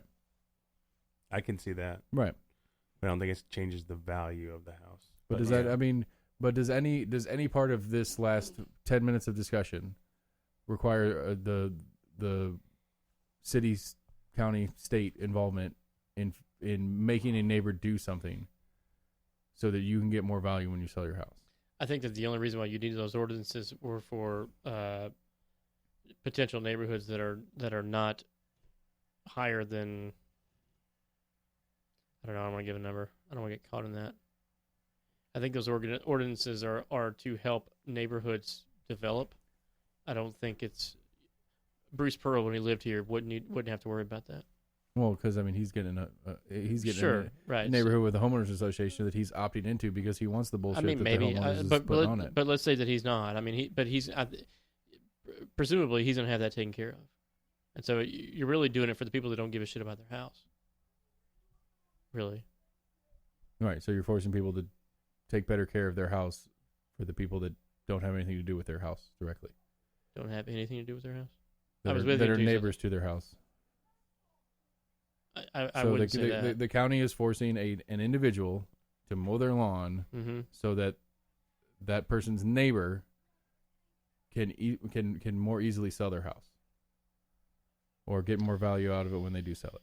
I can't think of any other reason why they would want that ordinance, unless it was the mice thing. But I mean, I would think if you have a trashed up vehicle in a driveway, I would think that the reason why that they would, well, I mean, unless they want to say that it's a safety hazard, I can't think of any other reason why that the county would say that you can't do that. So who are they protecting in that game? The value of the neighborhood is the only thing I can think of. I don't know. I haven't had a conversation with the mayor. Which one? India. Not She is here. a fucking India's idiot. got nothing to do with me. I got the fucking wrestler. He's smart. It's my mayor. Jesus Christ. What? What are you, Jesus Christ? Then We don't know anything about this guy. I was just clarifying that India has nothing to do with me because I'm not a constituent of hers. My mayor is the wrestler. That's all I said. God. He may be the best thing in the world, but nobody knows that because they voted for him because he's Kane. Fuck yeah, you vote for someone because they're Kane. You think Jesse the Body Ventura got elected in Minnesota because he was a fucking wrestler? Arnold Schwarzenegger? Come on. The governor? He's Arnold fucking Schwarzenegger. Donald Trump. That's what I was about to say, Seriously. like, are you gonna say Trump? I was waiting for it. Like, we don't vote for people based on their actual political views.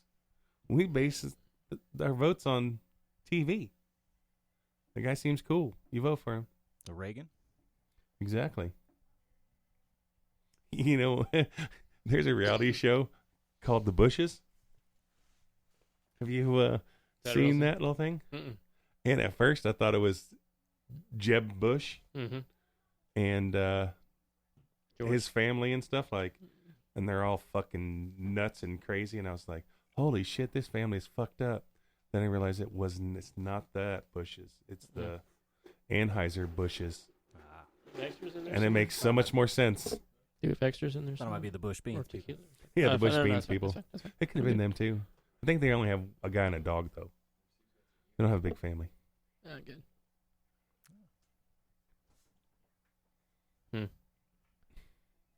We've successfully fucked this episode up. I think this is a good episode. Do you? Yeah. Okay. I think it's going to be very, very entertaining. We were like, Why do you feel like it'll be entertaining? because we don't have two people arguing the same side, and it takes them 45 minutes to realize that they're both saying the same thing. We are most definitely not saying the same thing when it comes to libertarianism. Thank you. Appreciate that. High class.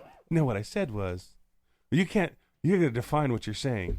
That's AC in a nutshell. Just give me a definition. Give me a definition of what you're saying. I mean, because what are we arguing about then? That's not it. That's not a here or there question. I can't answer that question. If you asked me that question, I would just tell you the same thing you just told me. Yeah. I mean, I don't care. Teaching classes or something. It's great. How to argue no side. You're excellent at that. Not arguing any side, but sound like you're arguing a side. Give me an example. And that's 20-minute rant on You gotta define absolutely example. nothing. Yeah, Can you I find an mean, example? yeah, man. Well, I mean, okay. You voted for it's Bill all- Clinton, didn't you? I couldn't vote then, actually. Can Yeah. you define sexual relations? I would say that's exactly what I'd say. Be like, listen, I'm not agreeing to this until I know that we're saying the exact same thing. All right, so I was gonna try to put AC on the spot, and then I lost. Oh, I'd love for it. That's fine. Do it. It's fine. No, the Clinton documentary is absolutely phenomenal. Like, do you like her more now? No. I'm talking about the Bill Clinton. It goes into like the Monica Lewinsky and Wow, Jennifer that's good. Flowers. That's funny. Do it. That's funny. That I couldn't. I wasn't sure which one because they both Yeah. have one out right now. Right. But yeah, it's absolutely hilarious that his whole thing with Monica was an accident. Not an accident that he was doing it. It was an accident how all that shit came out. Oh yeah, with the fuck. What was her name? The other girl. Linda Tripp. Linda Yeah. Tripp. Linda Tripp thought they were asking her about they went to her to talk to her about the situation that happened with Jennifer Flowers like 10 years ago, and Linda Tripp thought they came to ask her about Bill and Monica's relationship, and so she thought like the cat was out of the bag and was like said something about Monica. They're like, who? And they're like, who are you talking about? Monica Lewinsky, isn't that what we're talking about? And they're like, no, yes, and then all the shit came out. It was all complete accident. Yeah, I don't See, I don't have a remember problem how with that like came a lot of out. people that hate Clinton because he did that, and I'm like, that's nothing to do. That's just a man that was horny, some young chick. Like that doesn't define him as the person he is. I agree. And it's also the people that I would imagine the same people that don't like Clinton probably voted for Trump. And I'm like, come on now. Like, you don't like Clinton because he had some mistresses, but we're going to vote for Trump? I mean, at least be consistent here. So either say that you don't like Clinton for a reason that you can't explain, or maybe he's a Democrat and that's why you don't like the guy.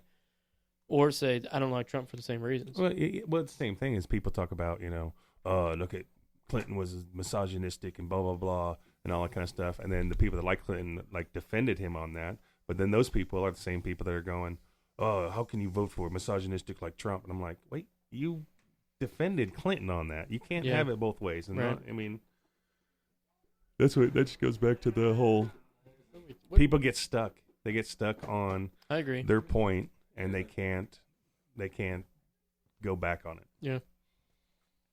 I know there's 2 people in the room like that. Who? Who dat? I think I said it earlier. I mean, I've asked you several times. You didn't give me a definitive. So, like, if you're not gonna give me a name, then that's what I'm rolling with. Yeah, but if I am me, then it's not hard to figure out who you are. It's pretty hard. What's pretty hard? Me. What were you gonna put me on the spot about? I was trying to. I can't put it back together. I'm sorry. I don't really want to delve too far into it, but I think there's a big difference between the misogyny of Clinton versus Trump. I don't fucking care. I mean, it's not a big deal. I just can't. I don't think it makes a fucking difference. I don't know. I mean, we talked last week about we hinted last week I don't about. think you compare the two equally and be like, oh, well, Clinton got a blowjob. Okay. And that's it. That's the only time Clinton's done anything kind of dirty. We're gonna assume that. Was it not Watergate? No, Whitewater. Big like land deal going on in Arkansas, Yeah. Kosovo. Yeah. I mean, we're trying to bring up Clinton scandals in general. No, just in reference to misogyny or however you want to define it. I mean, I can't equate the two as being that equal. It's gross. I mean, either way, either version, whichever political power we're going to talk about as a specific, they're all fucking gross. They're all gross people. Who's gross? There's not a lot of professional politicians that aren't gross people. It'd be harder to find an example of is one. Your wrestler friend, is he a gross person? Probably. Is he a what? He's a fucking ogre. Not like Max, but Is he a what? he's a gross person. Gross? Almost. I saw an interesting story a while ago that we're talking about reporting on, major politicians that for the longest time, most of the reporters, it was kind of a behind the scenes. You don't report that. It wasn't until like the early 80s. I want to say it was when Reagan was running for Reagan's first term. Right. There was a Democrat, I don't recall his name, but apparently he was doing great in the polls, and then all of a sudden a reporter decided to come out and found evidence of a mistress, right, and then he dropped out. Right. I mean, it's like, Mondale? Is that? Sorry. No, Mondale was... Was that the Democrat that ran against? That was Carter's I mean, vice president. You got Kennedy. Was it? Walter Mondale was Carter's vice president. Well, then that probably would have been Mondale that ran against Reagan then. But you got Kennedy. No, because Carter was going for a second term. Yeah. Was he? Yeah, he did. Kennedy, you got JFK. And, that was a known, that was an unknown known with the Marilyn Monroe and all that bullshit. Yeah. And it was just kind of like, we don't officially talk about it, and so the media didn't run it, and so it wasn't an official scandal, but it was kind of, everybody kind of knew about it. That's and why, especially he got in hindsight. Killed off. Yeah, no, he got killed off for, what was it? He got killed off for the Cuba issues. No, it was Vietnam. Kennedy? Which one? He was going to pull troops out. No, Kennedy was going to blow the lid off of how the Cold War was a waste of fucking time. Which one? And he was done with that. Kennedy was during Vietnam. So was Johnson. But yeah, Kennedy got us there. That was the whole thing, is that he was going to pull troops out. Like, that's kind of the conspiracy. Yeah. That he was going to pull the troops out. Yeah, that's true. I mean, there could have been several things. I mean, I just one, but the Bay of Pigs. Well, he was against the Bay of Pigs thing too. Apparently, like he was like, "No, we're not doing that." Well, bullshit. he didn't want to play ball with this fucking anti-communism rhetoric. But I mean, there are people that to this day are, at least in theory, are against that, unless that they work for a company and they want Who's kickbacks. against communism? And tell me about it.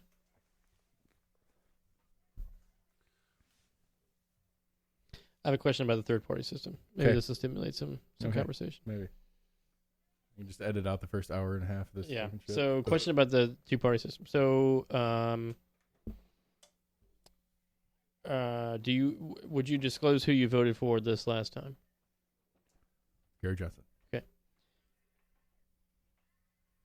Did you like him as a candidate? Yeah,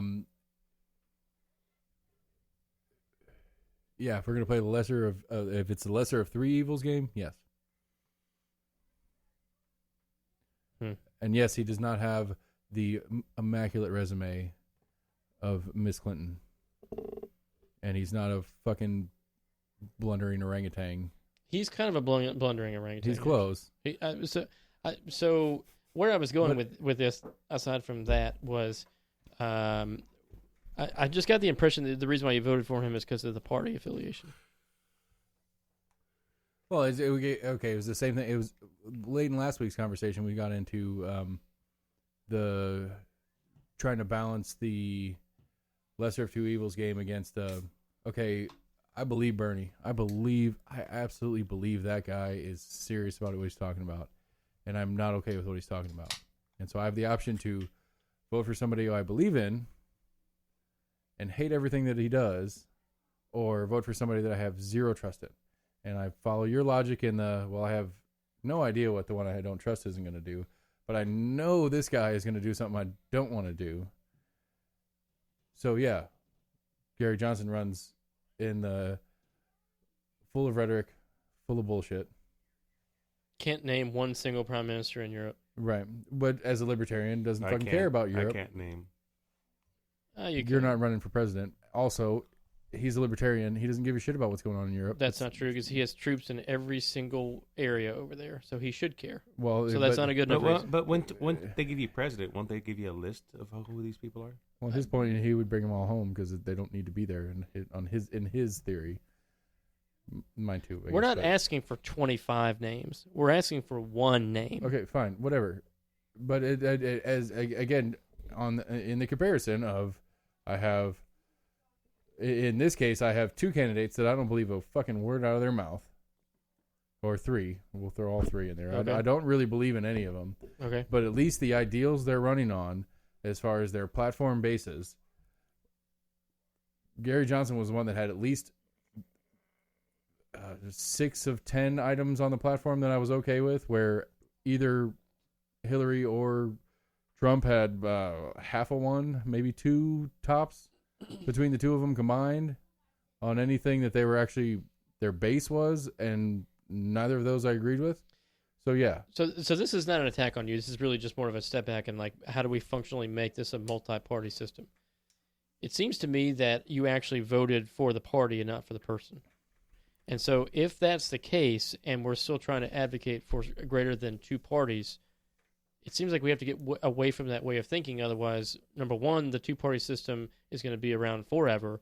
And 2, the idea of voting for somebody you would want is never going to be in existence because we're still voting for a fucking party. If there's the bad thing about what the system's set up now is, okay, let's say I like Bernie. Okay. Right?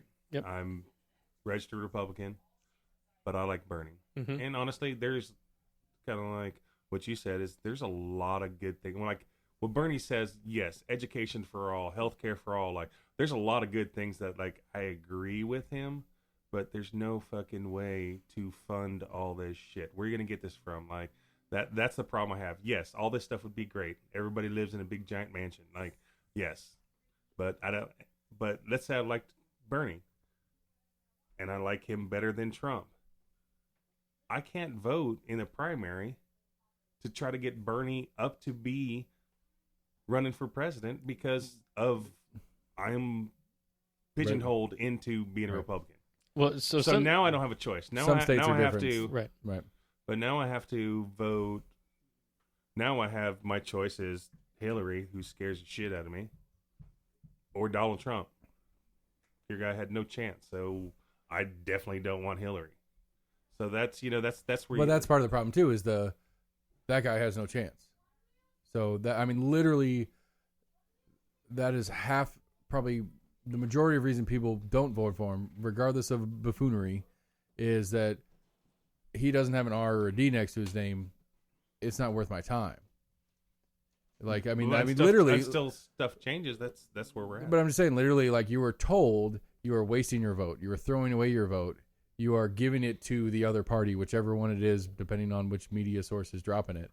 You were throwing it away if you vote for that third party, because it's either R or D. Anything else is a waste. You might as well not vote. So won't we have a number 1 and number 2 pick? Right. We talked about that a little bit last week, actually. You know? I think Sam brought it up. I voted third party back in 2012. Just merely the fact that I remember hearing, I don't know if it was when Perot was running or when Nader was running, that a third party would have to get 4 or 5% of the vote to start receiving federal funding. Right. And then automatically be invited to. Then that's part of mine too. Part of mine too was that, and I mean that was literally the main rhetoric that I jumped on Gary Johnson for, is like, if we can get at least X percent, we are guaranteed the Libertarian Party is on the ticket next year, and we will be in the debates. And that to me is what I wanted to see. Well, Perot is the reason that Clinton got elected. Yeah. Right, but that mindset is what is killing third parties. The mindset is, well, all the Republicans that hated Clinton blame it on Perot, and so any third party that comes up, a Republican's like, no, that's what got us that last asshole that we had to fucking deal with, when the third party actually had a shot, in theory, which he didn't probably really have a shot. But the end of the day is that you got the mindset of you're throwing away your vote if you vote third party, right? I mean, there's no chance. That's a problem by itself. Is that I don't like the quote 2 options that are in front of me, and I'm being told that if I take a third option, I might as well just not. And really, and that's kind of where I sat, is that it was like, I don't like Trump, I don't like Hillary, I don't like any of this, but at least I can sit back knowing that Gary Johnson's not going to be the president. I'm going to vote for him knowing he's not going to be the president. But if I and other people like me can vote enough to get a percentage there, we at least get a real third party that gets to go to debates and gets to go sit between the two. And literally, we were talking about what a centrist candidate would look like. I think a libertarian president candidate would look like close to what most of the center stuff we've been talking about tonight. I think you would take right now. You take Joe Biden, who is actually fairly well centered for how far the left has been. I agree with that completely. And then you take Trump. And then you take a libertarian, Jacob Hornberger this year, and you're going to put him on the stage in the middle of the two of them, and he's going to eat them both alive. And when they get the stage, it's a whole new animal. The problem is they don't get the stage. Is it too late for Bernie to go independent? No. He won't. He wouldn't do that. I know. I'm just kidding. So let me give you a hypothetical. Okay. Let's say that you voted for Gary Johnson for the reasons that you just described. At least 51% of it was in order for him to get the 5% needed to be in the debates and get the federal funding. Not him per se, but yes. The party, sure. Right. But that's why you're voting for him, is for the party to receive that, is what I'm trying to say. So let's say that that's the case. He's available now. Are you looking for a fourth party candidate now? I wouldn't be opposed to it. Are you looking that way? I mean, I would like to see what it is. I'd like to see what the platform of another party is. Green Party is not one of the current parties. Green Party is not one that I have a particular interest in. I've seen them. I know their general stance, but I mean, I would like to see what other parties are out there. Right, I understand. But what I'm saying though is that if 51% of your motivation is to get multiple parties in there, you should be okay with getting the Green Party in there also, because you would want more people in the room. No, it's fine. I mean, yeah, okay. That's all I'm saying. I'm not against that. I mean, like, because I mean, honestly, I'd like to see Bernie actually run as a fucking socialist and just start a socialist party and be that. God, like, we were going to come back to that at some point. I don't get how this is going to open up a line of dialogue. No, it won't. We're already socialist, like, in so many ways, we're already there. Yeah, you're but not wrong. It's at what extent? Right. I honestly don't think that I think that there are some things that Bernie wants to go a little bit further on. I really do. But I also feel like that he would dial back some of the socialist tendencies toward big businesses, like the tax breaks and that sort of thing, or loopholes, or that sort of deal. I don't think that he would move the needle so far toward a capital S socialist that you would be able to understand what the United States even was. I mean, but I think a big part of that he would not have been able to. Right, I think that's a big part of it. You still have Congress. The dichotomy of the system being left-right. I understand all that. Has no shot. I'm just saying that philosophically, aside from the fact that logistically he can't do it because he doesn't have anybody in Congress that can help him. I'm just saying, let's say he did have Congress that could help him with that. I don't know how it would really be that different than what we have currently. Like, I don't think that. And I feel like that this animosity in the Democratic Party, at least, is he can't be, that sort of person can't be controlled by as much of the big business kickbacks as most of the politicians are. And I think that's scary to the folks that are in power. I agree. I think that's a lot of it. I think that's why he didn't win this time, because he didn't have any major backing in the Democratic Party. Right. The system turned it on. It's like, okay, yeah, Biden is sucking ass. Everybody else is okay, and Bernie's running away with this thing. We got to fix it. Yeah. And all right, everybody quit.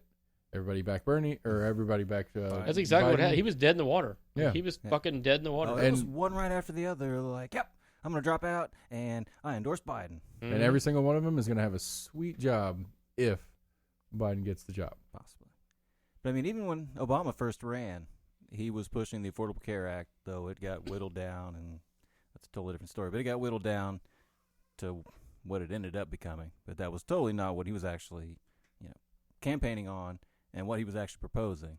But in order to get it passed, and people just love to refer to it as Obamacare, but it was not what he initially had planned.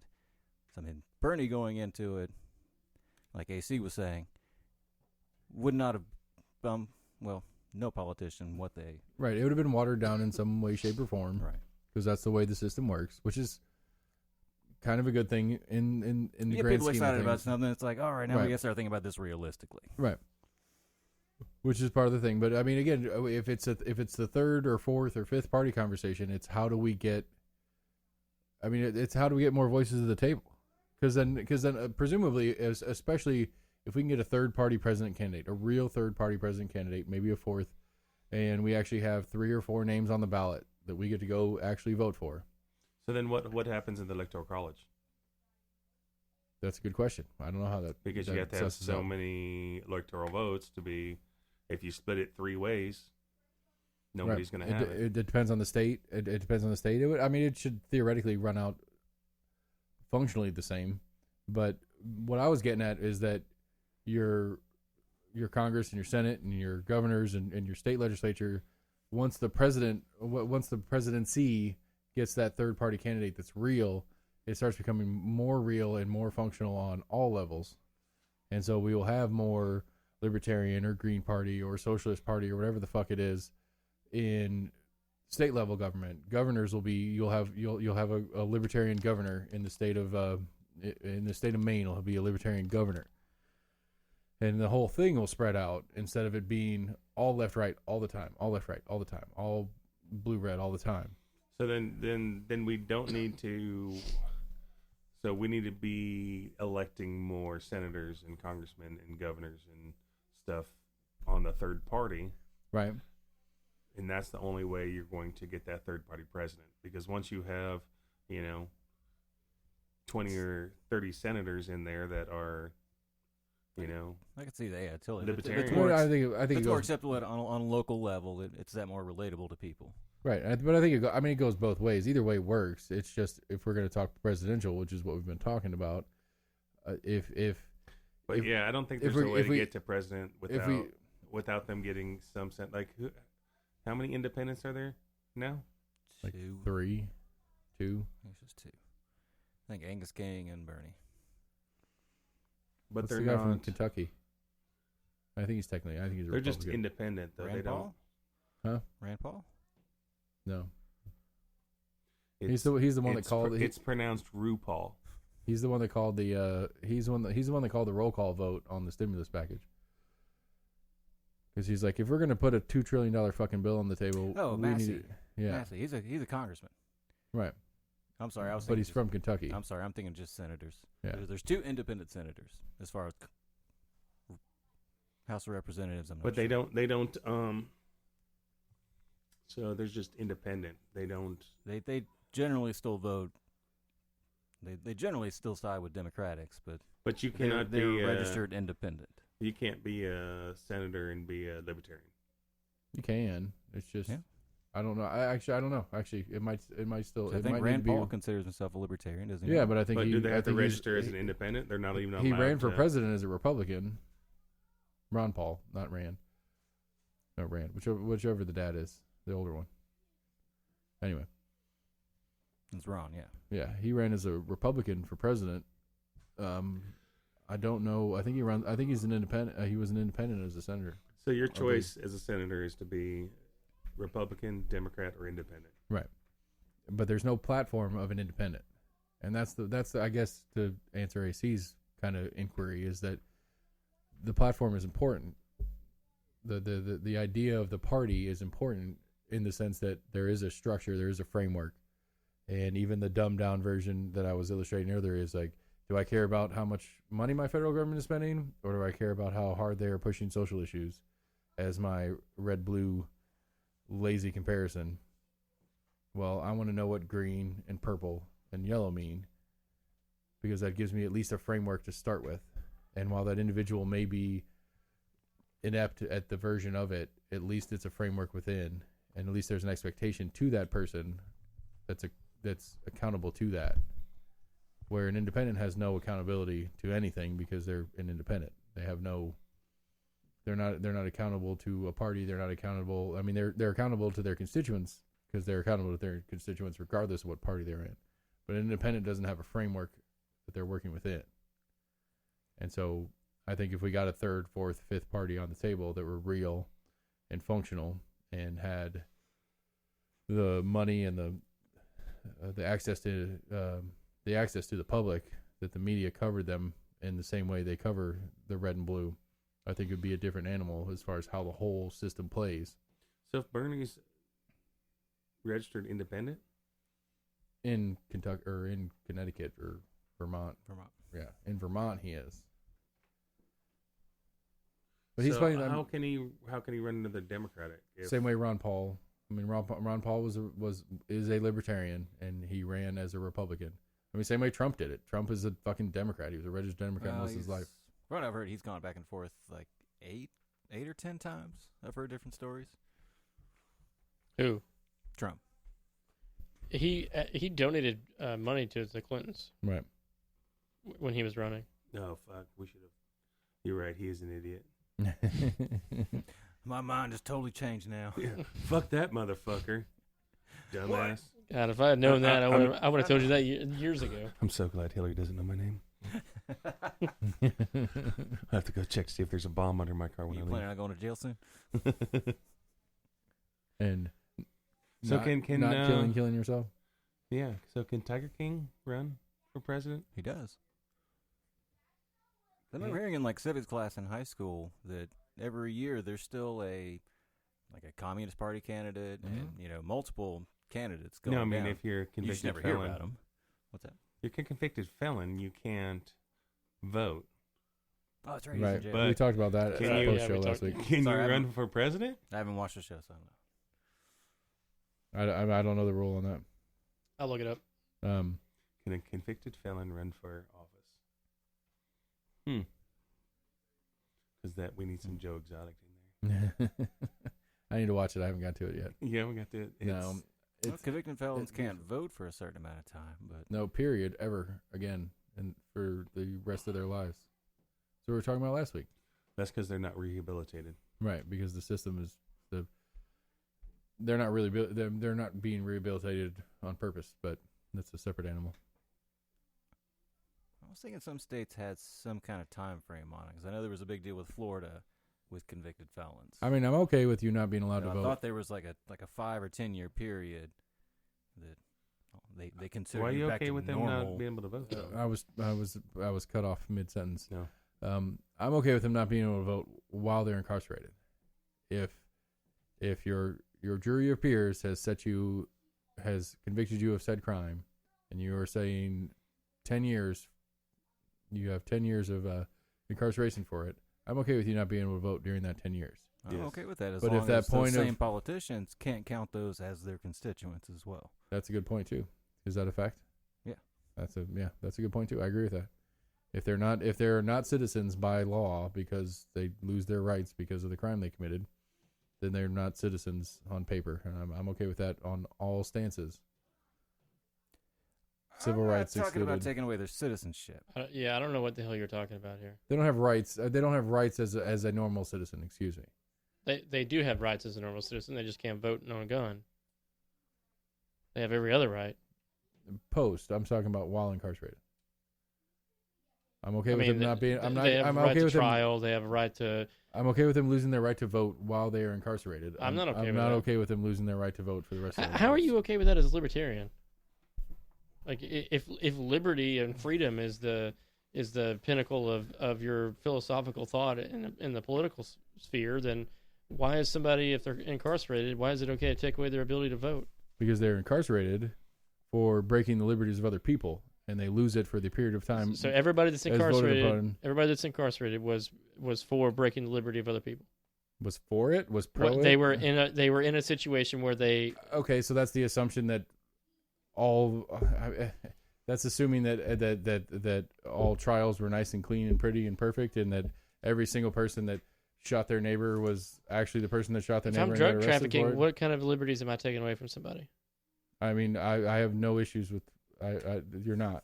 Okay, so You why- shouldn't be in jail. So that's a separate animal. It isn't because I am in jail. So why can't I vote? Because you're picking out a specific that doesn't. I mean, this goes back into why I don't want to go into these. I mean, you're the one that brought it up, for God's sakes. Like you said you were okay with them not being able to vote. I gave you an alternative, and then now Okay, you're upset because you don't like the alternative. Well, I think when you're for me when they're out, I don't have a problem, but while they're in, it's part of the punishment. You know, you have your rights taken away because of the crime you committed. Okay, You know? we can agree to disagree. You can't. I mean, the same thing as why don't I have the right to go to Walmart because you committed a crime? I mean, you could do an absentee vote. I mean, that's not the same thing. I mean, going to Walmart and in jail is different than putting in an absentee vote. Okay, so governors can pardon people, right? Yeah. So then, what happens when you have a governor going down through the jails, being like, "Hey, I've pardoned more people than any other governor, so you need to vote for me again." All the criminals be like, "Let's vote for this guy." You know, I mean, there's, I think they'd impeach him. huh? I think they would impeach the governor. I think the state. So if Bill Lee all of a sudden was running for re-election and he was down 5 percentage points and he started visiting prisons and was telling folks, you know, hey, by the way, I've got pardons. If he got reelected, I think the state would impeach him. Not saying you're going to pardon these people, but if you put out there that you're a pardon-friendly governor, I think he'd still get impeached. I really do. I don't think that we would put up with that. but you could And not. how's that any can you different? not pull up the statistics on what governors have pardoned people and what not have them pardoned people? Well, how's that any different than Bernie promising free school or free education or free healthcare or free all these other things? How's that any different if it's an assumed bribe that's impeachable? How does a Bernie get to go around and bribe people to vote for him? I think you've got to get a better comparison. I think telling somebody that they're potentially going to get a free education versus Potentially going to get pardoned? May I finish? Okay. I think if on the one hand you're saying, yes, you can get 4 years of college for free, or instead of having consecutive life sentences in jail, we're going to take you out of jail. That's not a fair comparison. So Okay. could that governor say, "Oh, I'm running to improve the prison system. These people need better food. They need more education. They need, I mean, how is that different though?" That's not different. Was that The playing pardon- to people that were in prison?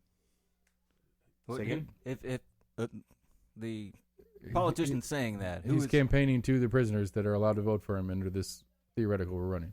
oh, and people that are in jail that are able to vote. Right. Okay. So That's what I was trying to figure in the hypothetical. right. So this governor is campaigning, and he's a little bit behind, and he has the brilliant brainstorm because in this theoretical, the prisoners can vote, and so he uses his campaign time to go campaign to prisoners, and how that looks to non-prisoners. I was saying they're trying to beat people outside of prison with the prisoners still not being able to vote. Right. Never mind. Sorry. No, but like I say, when you get out, I mean, I don't understand why, if you've done your time and you're rehabilitated, why can you not vote? I can understand the whole, like, if you're a violent criminal, if you shot somebody, if you beat somebody up like that, yeah, you shouldn't own a gun.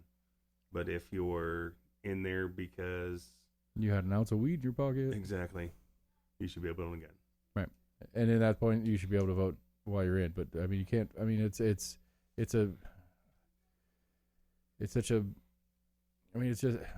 minutia argument, in that we're going to have to pick apart why everybody's in jail.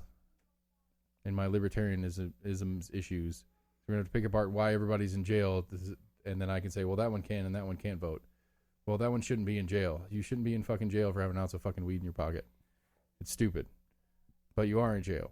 And the system that is part of the problem, and that's what I'm trying to break in my libertarian views. What if you're in jail because the ounce of weed in your pocket was that you took off the guy you shot? Well, then you should be in jail for attempted murder and robbery, not for possession. Well, I guess possession of stolen goods, but not possession of pot.